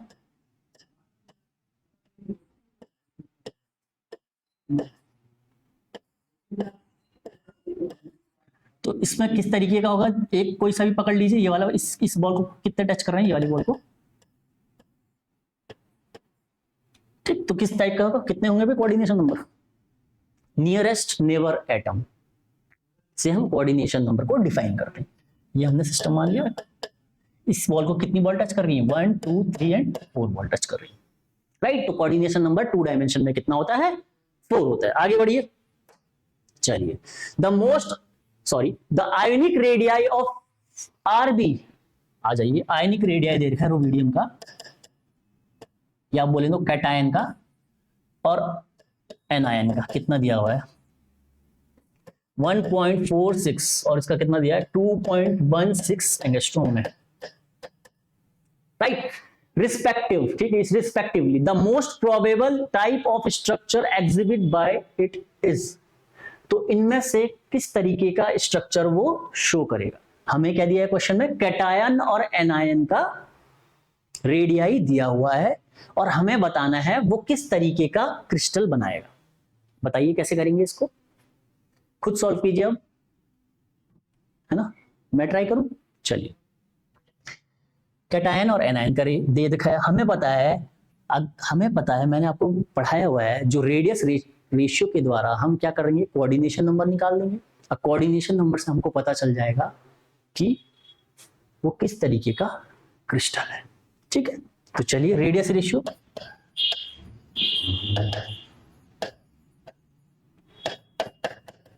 क्या होता है रेडियस रेशियो,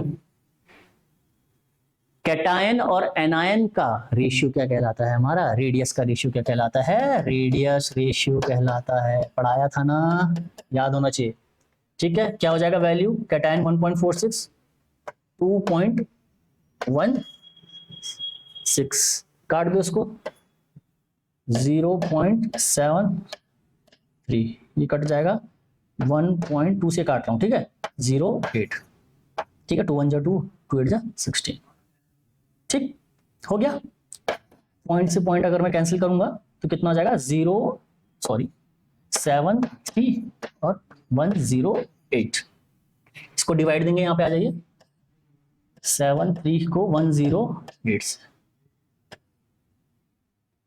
है, ठीक है, 6 टाइम्स आएगा, राइट, 10 में से 8 गया, 2 बचा, ठीक, 8 बच गया, पॉइंट लगाएंगे, 0 आएगा, ठीक है, कितने टाइम्स आएगा, 7 टाइम्स आएगा, ठीक, 6.7 के अप्रोक्स इसका हमारा क्या आ गया, रेडियस रेशियो का वैल्यू 6.7 एंगस्ट्रॉम। तो अब मुझे बताइए, जो मैंने आपको बताया था कि मैंने कहा था आपको रेडियस रेशियो का वैल्यू आपको पता होना चाहिए, जो मैंने आपको वहां पे बताया था प्रीवियस लेक्चर में, 0.55 से लेकर के 0.22 तक क्या होता है, उनका कोऑर्डिनेशन नंबर क्या होता है, 221 तक का क्या होता है, 0.155 से लेकर के 0.225 तक का कोऑर्डिनेशन नंबर क्या होता है, 3 होता है, ठीक है। मैंने बताया, फिर से यहाँ पे आपको बता रहा हूं, 2 होता है, ठीक है। अगर रेडियस रेशियो का वैल्यू मेरे इसके बीच में लाई करेगा तो 3 कोऑर्डिनेशन नंबर होगा। अगर 225 से लेकर के 0.44 के आसपास होगा या 414 के आसपास होगा तो उसका कोऑर्डिनेशन क्या हो जाएगा, 4 हो जाएगा।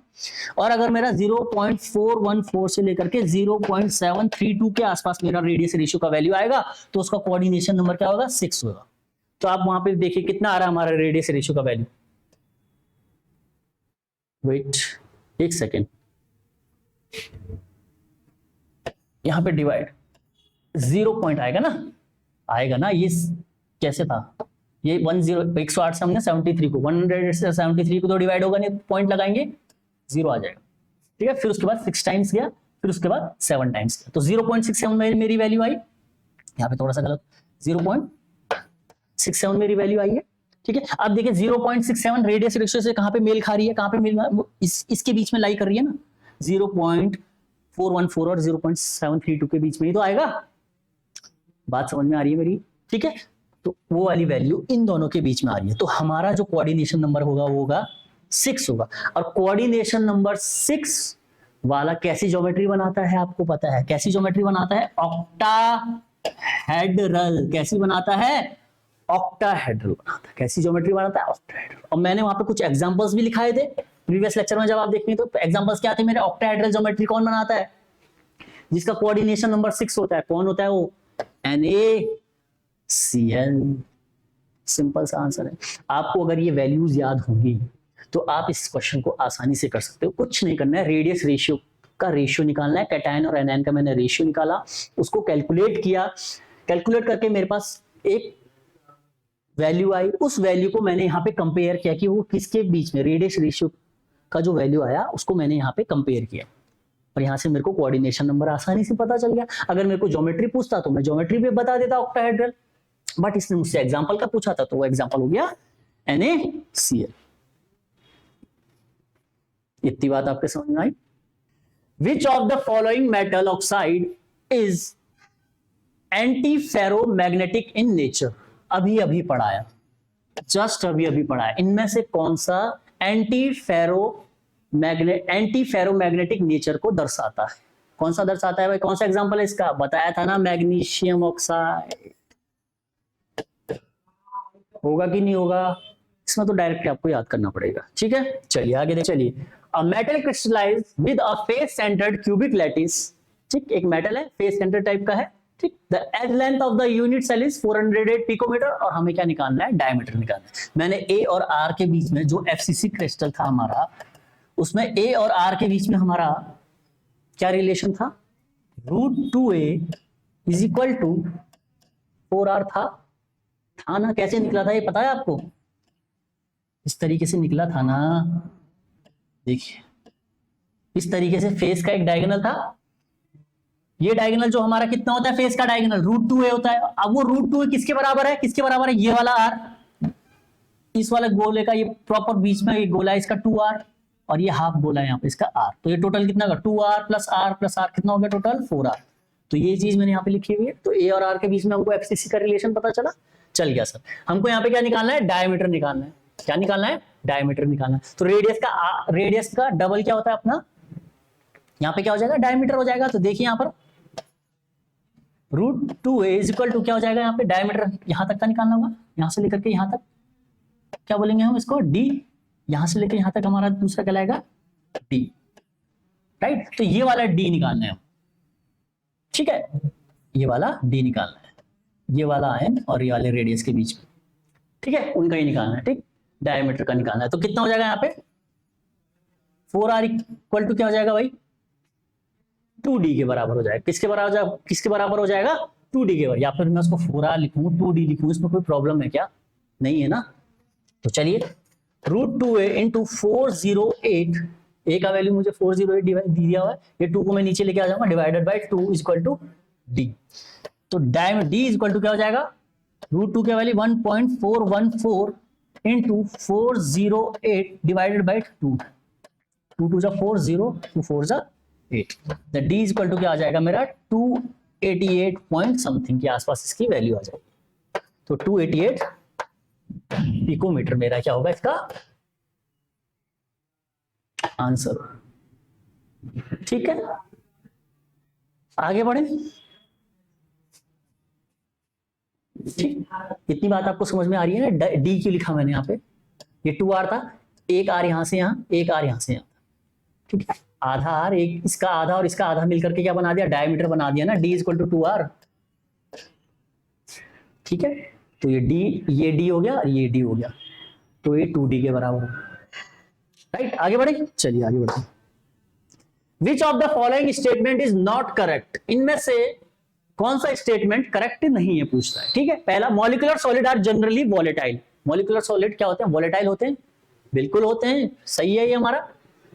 The number of carbon atom in an unit cell of diamond is 8।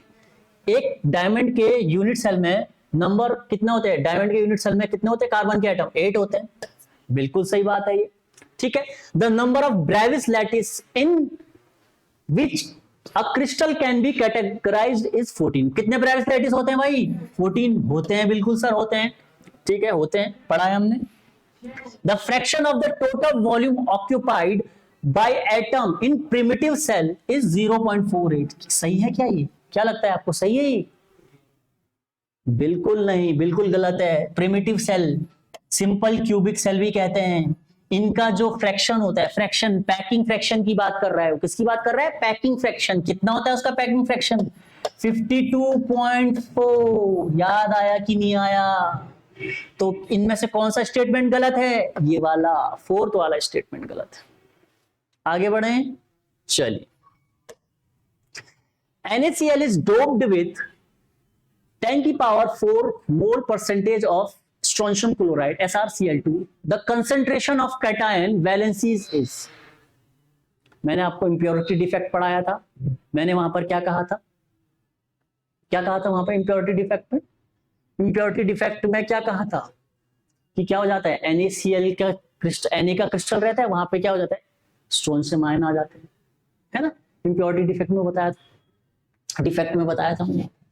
ठीक, तो यहाँ पे देखिए क्या हो रहा है, देखते हैं क्वेश्चंस में, देखते हैं। Na का एक क्रिस्टल था, उसमें क्या NaCl डोप्ड करा दिया इतने परसेंट, तो क्या होगा भाई, 10 की पावर -4 मोल परसेंट है, तो परसेंट है तो डिवाइडेड बाय 100।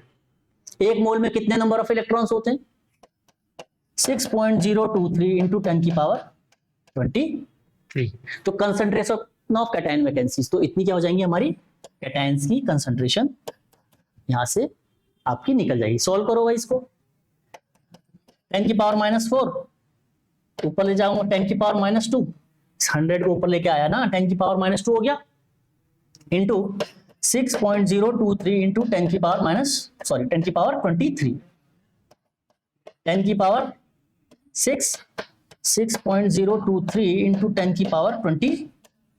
सॉल्व करेंगे, 6.023 इंटू 10 की पावर 23 में से 6 गया, कितना हो गया, 17। राइट, तो आंसर देखिए यहां पे कौन सा है, आंसर इसका क्या हो जाएगा, सी हो जाएगा। इतनी बात आपके समझ में आई? आगे बढ़े, चलिए आगे बढ़ते हैं। अब इसको देखिए, if A stands for the edge length of cubic system, simple cubic, body centered cubic and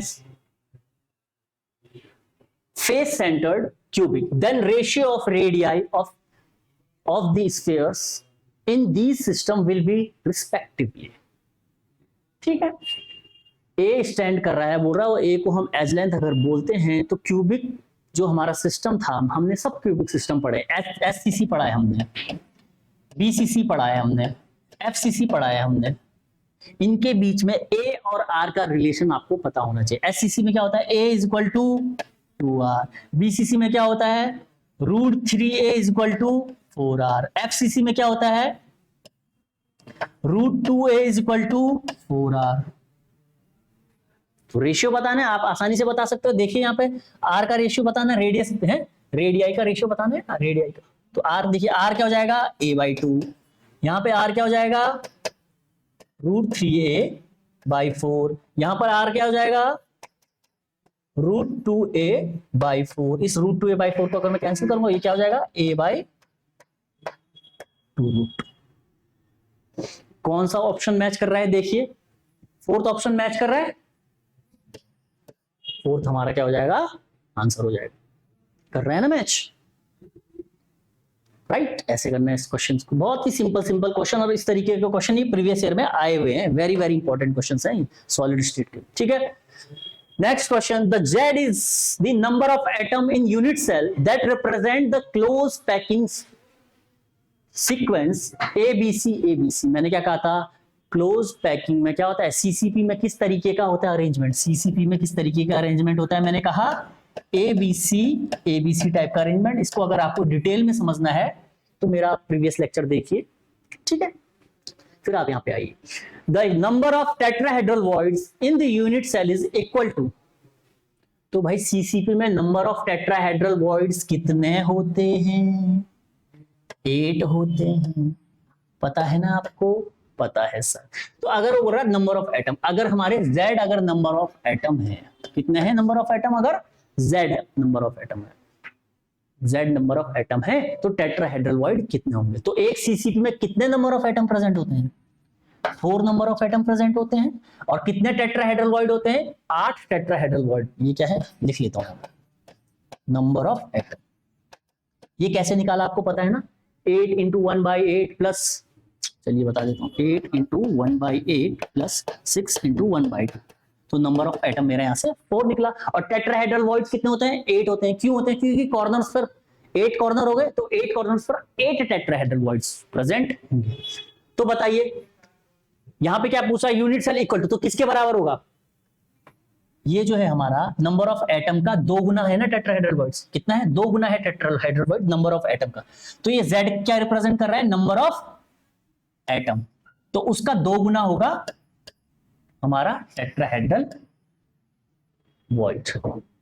इतनी सी बात आपको समझ में आती है, समझ में आई आपको, राइट। आगे बढ़े, चलिए नेक्स्ट, कैल्शियम आयन है और फ्लोराइड आयन है, are located in CaF2 crystal. तो अगर हमें इस क्वेश्चन को करना है तो इसके लिए हमको फ्लोराइड स्ट्रक्चर के बारे में पता होना चाहिए कि हमारा जो फ्लोराइड स्ट्रक्चर, कौन बनाते हैं फ्लोराइड स्ट्रक्चर, AB2 टाइप वाले जो क्रिस्टल्स होते हैं हमारा फ्लोराइड स्ट्रक्चर बनाते हैं। मैंने प्रीवियस लेक्चर में आपको पढ़ाया है, CaF2 के बारे में ही पढ़ाया था, कैल्शियम फ्लोराइड, वहीं से क्वेश्चन डाला है, ठीक है। तो ये क्या होते हैं भाई, फेस सेंटर CaF2, ठीक, रिस्पेक्टिवली। तो क्या आप क्वेश्चन पूछ रहा, आगे देखते हैं, respectively at face centred cubic lattice point and, fluoride structure में क्या होता है, जो ये कैल्शियम है ये तो अपना बनाएगा फेस सेंटर्ड, ये कहां पे प्रेजेंट होंगे, FCC में प्रेजेंट होंगे, ये वाले आयंस FCC में प्रेजेंट, जो कि उसने दिया हुआ है, मेंशन किया हुआ है। और उसने पूछा है कि ये फ्लोराइड आयन और कहां पे प्रेजेंट होते हैं, एक तो FCC में प्रेजेंट होते हैं और कहां पर होते हैं,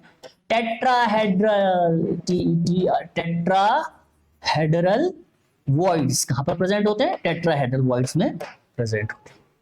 तो आंसर हो जाएगा ए। तो इसके लिए आपको पता होना चाहिए फ्लोराइड स्ट्रक्चर, ठीक है। तो इस क्वेश्चन को आप आसानी से वहां से कर सकते हैं। आगे देखेंगे, इन NaCl type of crystal distance between Na and Cl is 2.814 angstrom. The density of solid is 2.167 gram per centimeter. Then find out the value of Avogadro constant. क्या बोल रहा है, एक क्रिस्टल लैटिस है हमारे पास NaCl टाइप का, उसमें Na और Cl जो है आयंस हैं, उनका कैटायन और एनायन का वैल्यू दिया हुआ है आपको, कितना दिया हुआ है, 2.814 एंगस्ट्रॉम। एनायन का कितना दिया है, 2.167, सॉरी, डेंसिटी ऑफ सॉलिड्स, और डेंसिटी दी हुई है, सॉलिड की डेंसिटी दी हुई है, डेंसिटी का वैल्यू दिया हुआ है 2.167 ग्राम पर सेंटीमीटर। अब देखिए कैटायन और एनायन का क्या दिया हुआ है, डिस्टेंस बिटवीन, सॉरी ये डिस्टेंस है, कैटायन और एनायन की क्या है, डिस्टेंस दी हुई है, कैटायन और एनायन की क्या दी हुई है, डिस्टेंस दी हुई है। और क्या पूछ रहा है, एवोगाद्रो कांस्टेंट पूछ रहा है, क्या पूछ रहा है, एवोगाद्रो कांस्टेंट पूछ रहा है।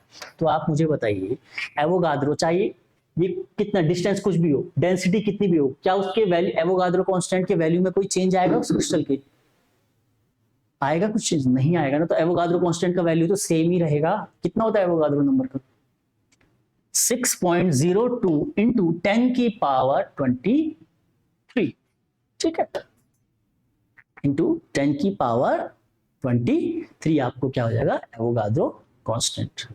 सिंपल सा, कंफ्यूज करने के लिए आपको वैल्यू दे दिया कि भाई एनायन और कैटायन के बीच का क्रिस्टल डिस्टेंस दे दिया आपको और डेंसिटी दे दी, और आपको बोला एवोगाद्रो कांस्टेंट बताइए। तो एवोगाद्रो कांस्टेंट तो चेंज ही नहीं होता, उतना ही रहता है उस क्रिस्टल का। तो कितना हो जाएगा भाई, 6.023 इंटू 10 की पावर 23। आगे देखते हैं। A crystal system of a compound unit which unit cell dimension, dimension दिया, एक क्रिस्टल सिस्टम है, उसका डायमेंशन दिया है आपको, ए का वैल्यू दिया है बी के वैल्यू के बराबर है। चलिए ए का वैल्यू किसके बराबर है, बी के वैल्यू के बराबर है। बी का वैल्यू सी के वैल्यू के बराबर है, नहीं है, बिल्कुल नहीं है। ठीक, एंगल्स दिए हुए हैं, alpha equal to beta equal to 90, gamma equal to 120। तो मैंने आपको ये क्रिस्टल सिस्टम में बताया हुआ है प्रीवियस लेक्चर में, जब ऐसा कोई सिचुएशन आता है जहां पर हमारा edge length a is equal to B is not equal to C, और जो एंगल्स होते हैं वो अल्फा बीटा 90 और गामा इज इक्वल टू 120, तो ऐसा कहां किस टाइप के क्रिस्टल्स में आपको देखने को मिलेगा? तो इसका आंसर क्या होगा? क्यूबिक होगा, हेक्सागोनल होगा, ऑर्थोरोम्बिक होगा, या फिर रोम्बिक होगा। तो बताइए आप क्या होगा? इस तरह की सिचुएशन कौन से क्रिस्टल में होती है? हेक्सागोनल। ठीक है, याद होना चाहिए आपको। नेक्स्ट, इन अ crystalline solid x atom occupy HCP। एक क्रिस्टलाइन सॉलिड में, फिर से देखिए इस क्वेश्चन को, यहाँ पे बोल रहा है एक क्रिस्टलाइन सॉलिड में क्या है, x atom occupy HCP। X atom क्या है हमारा? HCP कर रहा है। तो HCP में कितने एटम होते हैं? टोटल नंबर ऑफ एटम कितने होते हैं? 6 होते हैं। ठीक है, और क्या बोल रहा है? 1/4 of tetrahedral voids are occupied by Y atom. Y atom क्या है? 1/4, 1 बाई कितना है? 4 ऑफ टेट्राहेड्रल वॉइड्स। अब HCP में कितने टेट्राहेड्रल वॉइड्स होते हैं? HCP में होते हैं हमारे 12 टेट्राहेड्रल वॉइड्स, क्योंकि 12 कॉर्नर वहां पे प्रेजेंट होते हैं। तो क्या हो जाएगा इसका आंसर? 4 3 12, यहाँ पे 3 आ गया। और ये X वाले आइटम कहां थे हमारे? HCP में प्रेजेंट है, तो यहाँ पे 6। तो क्या हो जाएगा? X 6 Y 3, X क्या होगा? 3 2 6। तो इसका आंसर क्या आ जाएगा? X2Y।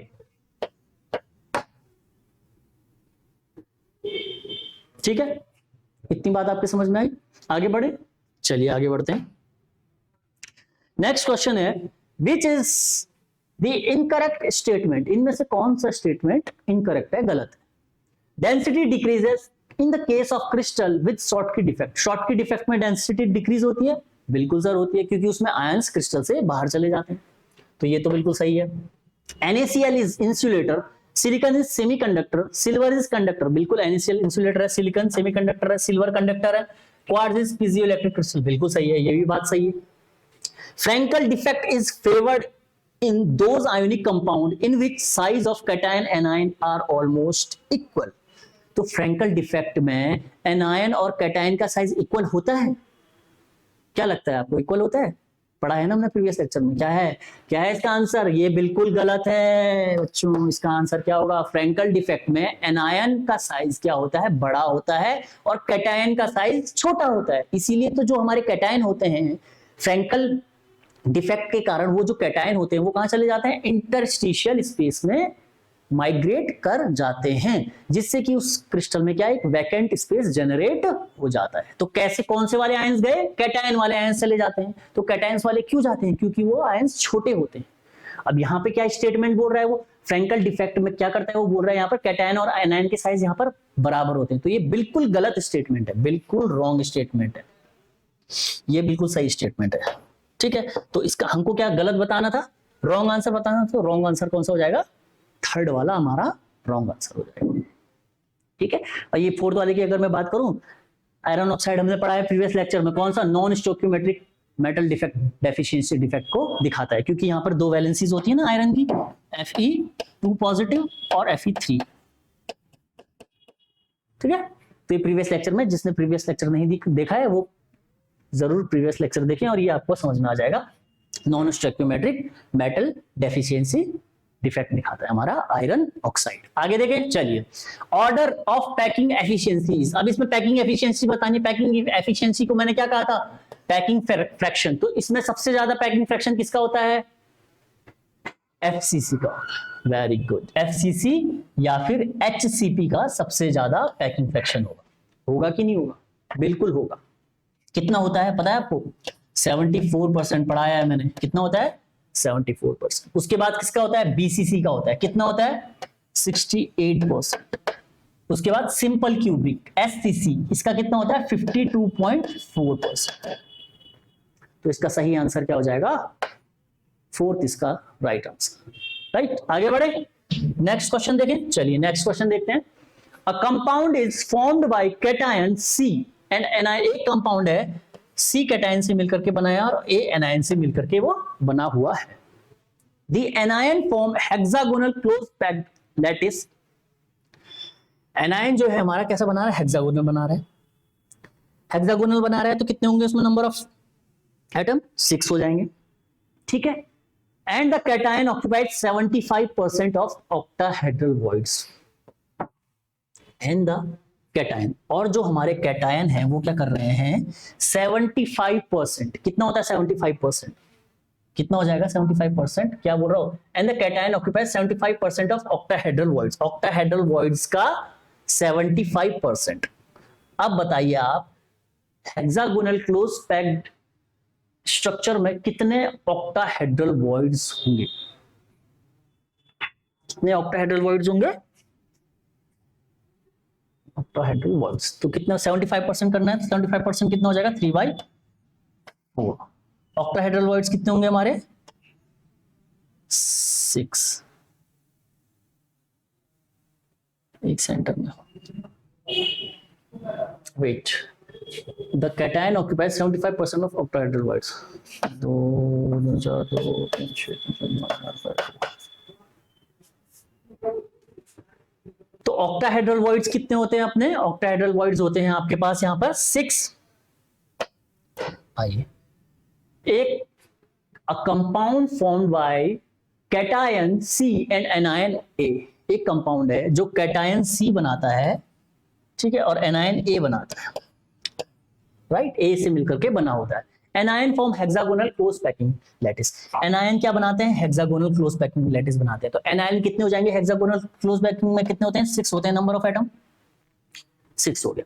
अब हो रहा है cation occupies 75% of octahedral voids, cation जो है 75% ऑफ ऑक्टाहेड्रल वॉइड्स, तो 75% कितना हो गया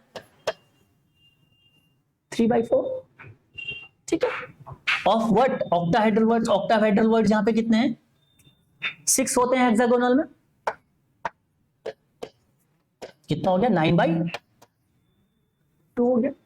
अब हमें क्या बताना, फॉर्मूला बताना, फॉर्मूला कैसे बनेगा, C 9/2, A जो एनायन है वो कितने 6 है, तो देखिए यहां से C 9, ये 2 इधर चले जाएगा, बैलेंस कर रहा हूं मैं इसको 12, तो C हो जाएगा, A हो जाएगा आपका 3 3 से 9, 3 4 जा 12, तो C3 कौन सा आंसर हो जाएगा भाई, C वाला आंसर हो जाएगा। इतनी बात आपको समझ में आई, ठीक है, राइट, आगे बढ़े, चलिए। The percentage of empty space पूछ रहा है, and the coordination number in the unit cell of simple cubic lattice, HCC का पूछ रहा है भाई। बताओ भाई एम्प्टी स्पेस कितना होता है, कितना होता है, कर लो 52.4 में 100 में से माइनस कर लीजिए, कितना आ जाएगा, ठीक है 47 के आसपास हो जाएगा,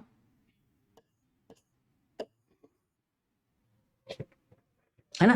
एम्प्टी स्पेस आ जाएगा आपका एससीसी का 47.6, और एससीसी का जो अपना क्या होता है कोऑर्डिनेशन नंबर होता है वो क्या होता है 6 होता है। नियरेस्ट नेबर एटम को अगर आप गिनेंगे तो उसमें आएंगे 6, तो इसका आंसर क्या हो जाएगा, ए आंसर इसका हो जाएगा, राइट। आगे देखें, चलिए आगे बढ़ते हैं। Which of the following cannot be regarded as a molecular solid? इनमें से कौन सा मॉलिक्यूलर सॉलिड नहीं है, बोल रहा है cannot be regarded as molecular solid. So the following cannot be regarded as molecular solid. ठीक है, कौन सा नहीं है भाई बताइए, cannot be regarded as, ये हमारा कैसा सॉलिड है,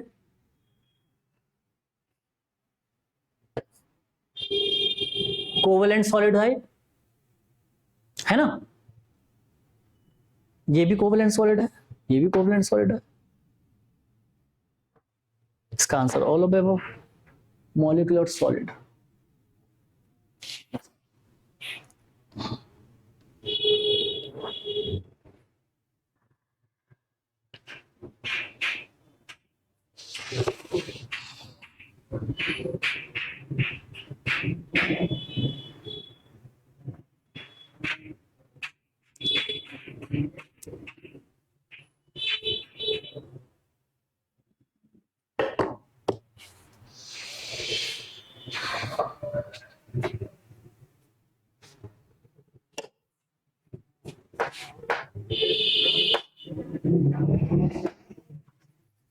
Which of the following cannot be regarded as molecular solid? Molecular solid.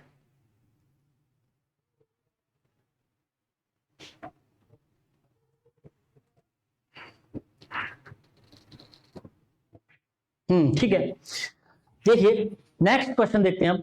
यहां देखते हैं क्वेश्चन क्या बोल रहा है, विच ऑफ द फॉलोइंग, एक सेकेंड, हाँ जी, नेक्स्ट देखते हैं क्या बोल रहा है, which of the following can not be regarded as molecular solid. तो इनमें से कौन सा मॉलिक्यूलर सॉलिड नहीं है, कौन सा नहीं है भाई, देखते हैं option. Silicon carbide covalent solid है, एल्यूमिनियम नाइट्राइड एलन कोवेलेंट सॉलिड है, डायमंड कोवेलेंट सॉलिड है। तो इनमें से तो कोई भी मॉलिक्यूलर सॉलिड नहीं है, कैन नॉट बी, तो इसका आंसर क्या हो जाएगा, ऑल ऑफ अबव, राइट। आगे बढ़े, चलिए आगे बढ़ते हैं। मॉलिक्यूलर सॉलिड पता है ना आपको, तीन टाइप्स के होते हैं, पोलर, नॉन पोलर और हाइड्रोजन बॉन्डिंग। ठीक है, तो उसमें नहीं है पूछा है तो सारे के सारे नहीं है। ठीक है, सारे के सारे कैसे थे, कोवेलेंट सॉलिड थे। नेक्स्ट देखें, आइए। CSBr हैज क्यूबिक स्ट्रक्चर, कैसा क्यूबिक स्ट्रक्चर था, CSBr का एक क्रिस्टल से बोल रहा हूं। ठीक है, विच एज लेंथ दे रखा है, उसका एज लेंथ कितना दे रखा है, 4.4 angstrom. The shortest inter ionic distance between CSBr, shortest inter ionic distance उसकी पूछी हुई है। ठीक है, कितनी होगी, शॉर्टेस्ट इंटर आयोनिक डिस्टेंस को D से रिप्रेजेंट करेंगे तो कितना होता है उसका, वो पूछा है, राइट। तो CSBr का क्रिस्टल कैसा होता है भाई, आपको पढ़ाया है मैंने, किस तरीके का होता है, BCC टाइप का होता है। BCC टाइप का मतलब क्या है, कॉर्नर्स पर इलेक्ट्रॉन प्रेजेंट होंगे और एक कहां पर होगा, सेंटर में होगा। कॉर्नर्स पे होंगे और एक सेंटर में। तो सेंटर में कौन सा वाला रहता है भाई, सेंटर में रहता है CS पॉजिटिव और कॉर्नर्स पे क्या रहते हैं, Br नेगेटिव। अब निकालो इसका, निकालो डायगोनल से निकालते हैं इसका, आइए डायगोनल से निकालते हैं। ये डायगोनल है, राइट। किस तरीके से एटम्स का अरेंजमेंट होगा, A और R के बीच में क्या रिलेशन निकलेगा यहां से, √3a इक्वल टू कितना होता है, 4r, √3 इक्वल टू 4r। मेरे को इंटर आयनिक डिस्टेंस निकालनी, मतलब दो आयन्स के बीच की डिस्टेंस। तो एक आयन यहां पर और यहां पर, इन दोनों के बीच की डिस्टेंस, मतलब मेरे को ये D निकालना है, ये वाला D मुझे कितना है, 4r है। ये टोटल कितना है, ये भी D है, ये आधा D है, एक D है, एक D है। ठीक है, ये टोटल कितना है, 4r है। कितना है, 4r। 4r कैसे हुआ, R, ये टोटल 2r, पूरा सर्कल है, ये हाफ सर्कल है इसलिए R। इतनी बात समझ में आई, हाँ जी। तो चलिए, मेरे को इंटर आयनिक डिस्टेंस निकालनी है, D निकालना है। तो क्या हो जाएगा यहां से, √3a इक्वल टू √3, यहां से लेके यहां तक का इंटर आयनिक डिस्टेंस निकालना है। तो √3 का ये टोटल यहां से यहां तक क्या है, √3 है। तो √3 का क्या कर दूंगा मैं, हाफ कर दूंगा, क्योंकि मुझे तो हाफ चाहिए। इंटर आयनिक डिस्टेंस यहां तक चाहिए, किसके बराबर होगी वो, D के बराबर। किसके बराबर है वो, D के बराबर है। इतना समझ में आपकी बात आई। तो क्या आ गया मेरा यहाँ पे, √3a/2 किसके बराबर है, D के बराबर। ये टोटल √3a था, इसका मैंने हाफ किया, इतना। ये किसके बराबर है, D के बराबर है ना, D के बराबर है। तो यहां से D इंटर आयनिक डिस्टेंस निकालनी है, √3a इंटू क्या हो जाएगा, आ जाओ, √3a इंटू A का वैल्यू कितना दिया है, 4.4 डिवाइडेड बाई 2। तो D इक्वल टू √3 का वैल्यू 1.73 इंटू 4.4 डिवाइडेड बाई, यह आ जाएगा 2.2 काट के। तो D का वैल्यू आ जाएगा आपका यहां से कितना आ जाएगा, D का 1.732 को 2.2 से अगर आप इंटू करोगे तो 1.86 के अप्रोक्स आएगा। इसके अप्रोक्स आएगा 1.86 के अप्रोक्स आएगा। तो कैसे किया मैंने ये क्वेश्चन, समझ में आपकी बात आई, आगे बढ़े, चलिए आगे बढ़ते हैं। A metal crystallizes in BCC that is having a radius 4 angstrom, then what will be the edge length of its unit cell। एक मेटल है जो BCC टाइप का है, A और R के बीच में क्या रिलेशन होता है आपको पता है, बहुत ही सिंपल है, √3a = 4r। अब क्या बोल रहा है, what will be the edge length of its unit cell, edge length के बारे में पूछते हैं, ए निकालना है, क्या हो जाएगा 4 इंटू आर का वैल्यू कितना दिया है 4 डिवाइडेड बाई 3, तो a इज इक्वल टू क्या हो जाएगा 16 बाई रूट 3। आ गया आंसर, ए इसका यहां पे आंसर हो जाएगा। आगे बढ़े, चलिए तो नेक्स्ट हमारा क्वेश्चन है, देखिए यहां पे ए बी है ZnS type of structure, what will be the inter ionic distance between A positive and B negative. A positive हमारा क्या हो गया यहाँ पे Zn पॉजिटिव मान लीजिए, ठीक है, बी पॉजिटिव क्या है यहाँ पर, बी नेगेटिव क्या है, बी नेगेटिव क्या है, एनायन कौन सा है हमारा, सल्फाइड आयन, ठीक है। मैंने आपको प्रीवियस लेक्चर में बताया था कि जो ZnS होता है जिंक सल्फाइड या फिर जिंक ब्लेंड, वो किस तरीके का स्ट्रक्चर बनाता है, सीसीपी टाइप का स्ट्रक्चर बनाता है ना, CCP cubic close packing type का वो क्या बनाता है हमारा जिंक ब्लेंड स्ट्रक्चर बनाता है, ठीक है। और जिंक के आयन वहां पे कहां पे प्रेजेंट रहते हैं, उस क्यूबिक क्लोज पैकिंग में जिंक के आयन कहां पे प्रेजेंट रहते हैं, एफसीसी लैटिस में वो प्रेजेंट रहते हैं। और सल्फाइड आयन कहां पे प्रेजेंट रहते हैं, मैंने कहा था कहां पर प्रेजेंट रहते हैं, वो रहते हैं आपके ऑल्टरनेटिव, कहां पे प्रेजेंट रहते हैं, ऑल्टरनेटिव टेट्राहेड्रल वॉइड में वो क्या रहते हैं, हमारे नेगेटिव आयन प्रेजेंट रहते हैं, ठीक है। जिंक आयन कहां पे प्रेजेंट रहते हैं, एफसीसी में, एफसीसी बोले तो कॉर्नर्स में और फेस के सेंटर में प्रेजेंट होंगे। और ये सल्फाइड आयन कहां पे प्रेजेंट होंगे, ऑल्टरनेटिवली प्रेजेंट होंगे टेट्राहेड्रल वॉइड में आपके प्रेजेंट होते हैं। हमको यहाँ पे इंटरआयनिक डिस्टेंस निकालनी है, ए का, इतनी आपके बात समझ में आई, ए का वैल्यू दिया हुआ है अब मान 200 पिकोमीटर दिया है ना, लैटिस कांस्टेंट को हम क्या कह रहे हैं, ए, राइट। अब हमें पता होना चाहिए, अब आप देखिए हमें निकालना है दो आयंस के बीच की दूरी, कैटायंस और एनायंस के बीच की दूरी। तो हमारे कैटायंस का है एफसीसी में प्रेजेंट है और एनायंस का है हमारे ऑल्टरनेटिवली टेट्राहेड्रल वॉइड में आपके प्रेजेंट होते हैं। और जो टेट्राहेड्रल मैंने आपको प्रीवियस लेक्चर में भी ये पढ़ाया हुआ है, अगर आपके ZnS स्ट्रक्चर आपको डिटेल में देखना है तो आप मेरे प्रीवियस लेक्चर को देखिए पहले, राइट। तो ZnS स्ट्रक्चर जो है हमारा में जो सल्फाइड है आयन है वो कहां पर होते हैं, टेट्राहेड्रल वॉइड में, वो भी कैसे, ऑल्टरनेटिव, एक छोड़ करके दूसरे पे, ठीक है। देखिए ये इस तरीके का क्रिस्टल होगा, ठीक है। अब मुझे ये बताइए टेट्राहेड्रल वॉइड्स कहां पर प्रेजेंट होते हैं, मैंने कहा कॉर्नर्स पर प्रेजेंट होते हैं, या फिर कहां पे प्रेजेंट होंगे, मैंने कहा डायगोनल से भी आप उसको देख सकते हैं। तो प्रत्येक डायगोनल पे यहां पर एक टेट्राहेड्रल वॉइड प्रेजेंट होता है। कितना टेट्राहेड्रल वॉइड प्रेजेंट होगा, एक टेट्राहेड्रल वॉइड यहां पर प्रेजेंट होगा, क्योंकि क्यूब में कितने डायगोनल होते हैं, 4 डायगोनल होते हैं। तो 4 डायगोनल में ऑल्टरनेटिवली टेट्राहेड्रल वॉइड्स कितने प्रेजेंट होंगे, 4 प्रेजेंट होंगे। कितने प्रेजेंट होंगे ऑल्टरनेटिवली, 4 प्रेजेंट होंगे, 4 प्रेजेंट होंगे। तो अब यहां पे हमको आयंस के बीच की डिस्टेंस निकालनी है, तो ये आयंस हो गया और एक ही आयंस हो गया। ये वाला आयन कौन सा वाला आयन कहलाएगा हमारा, सल्फाइड आयन, और ये कौन सा आयन हो गया हमारा, जिंक आयन। तो इनके बीच की हमको यहां से लेकर के इसके बीच की डिस्टेंस हमको फाइंड आउट करनी, राइट। तो हमें पता है डायगोनल का कितना होता है, डायगोनल कितना होता है, √3, डायगोनल का वैल्यू कितना होता है क्यूब के √3a, राइट। तो √3a, आइए पहले इसको समझिए कितना होता है यहां पर, ये हमारा डायगोनल है, ये टेट्राहेड्रल वॉइड है और ये हमारा जिंक का आयन हो गया। तो यहां से लेकर के यहां तक की दूरी हमको फाइंड आउट करनी, ठीक है। तो ये कितना हो जाएगा, ये इस टोटल का कितना हो जाएगा, ये √3 है, तो यहां से लेकर के यहां तक की डिस्टेंस कितनी हो जाएगी, ये हाफ है, ठीक है। तो यहां तक कितनी हो जाएगी, 1/4 हो जाएगी ना, 1/4। तो मैं इसको क्या लिख सकता हूं, 3a/4, क्या लिख सकता हूं, 3a/4। और ये टोटल यहां से यहां तक कितना है, 3a/, यहां से यहां तक की डिस्टेंस कितनी है इसकी, 3a/4 आपकी ये डिस्टेंस होगी। तो इन दोनों एंटर आयनिक डिस्टेंस d = 3a/4। तो निकालिए इसको यहां से, तो d का वैल्यू क्या आ जाएगा, √3, a का वैल्यू कितना दिया, 200 पिकोमीटर डिवाइडेड बाई 4, 4 5 20, 50 आ गया तो डी का वैल्यू आ जाएगा 50√3।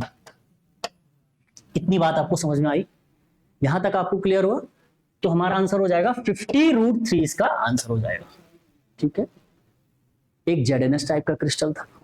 ZnS में मैंने कहा Zn पॉजिटिव आयन जो कैटायन है उसको A से इसने डिनोट किया था, एन आयन को इसने B नेगेटिव से डिनोट किया था, राइट। तो कहां पे होते हैं जो हमारे कैटायन होते हैं? वो FCC में प्रेजेंट होते हैं। ठीक है, FCC में होंगे तो कॉर्नर्स पे भी प्रेजेंट होंगे और फेस के सेंटर में भी प्रेजेंट होंगे। और दूसरे जो हमारे सल्फाइड आयन होते हैं, जो सल्फाइड आयन होते हैं वो कहां पे प्रेजेंट होते हैं आपके?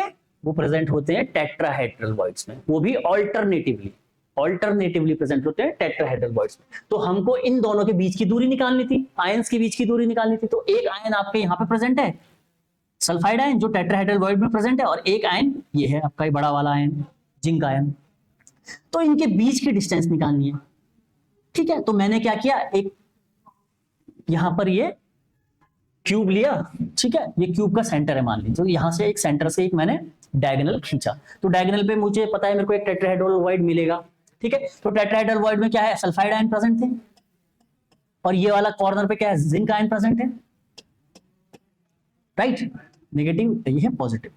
तो इन दोनों के बीच की डिस्टेंस निकालनी है। ये टोटल कितना है? डायगोनल का वैल्यू टोटल कितना होता है क्यूब के? √3 है, √3 रखा, डिवाइडेड बाय 4 क्यों किया? क्योंकि मेरे को यहां से लेके यहां तक की वैल्यू निकालनी है। तो ये कितना है? इस टोटल का 1/4 है। कितना है ये? टोटल का 1/4। तो √3a/4 कर दिया, इक्वल टू ये इंटर आयनिक डिस्टेंस, इन दो आयंस के बीच की डिस्टेंस को d से डिनोट करते हैं। ठीक है, तो d इक्वल टू, और उसको वैल्यू को रख करके मैंने यहाँ पे इसको सॉल्व किया। इतनी आपकी बात समझ में आई? ठीक है, तो यहां पर ये हमारा लेक्चर सॉलिड स्टेट की बात हम यहाँ पे क्लोज करेंगे। ठीक, ये लेक्चर हमारा यहाँ पे कंप्लीट होता है।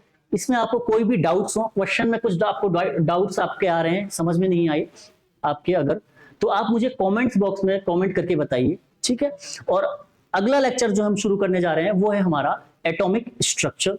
तो आप ABC एजुकेशन एकेडमी के साथ बने रहिए। ठीक है, तब तक के लिए धन्यवाद।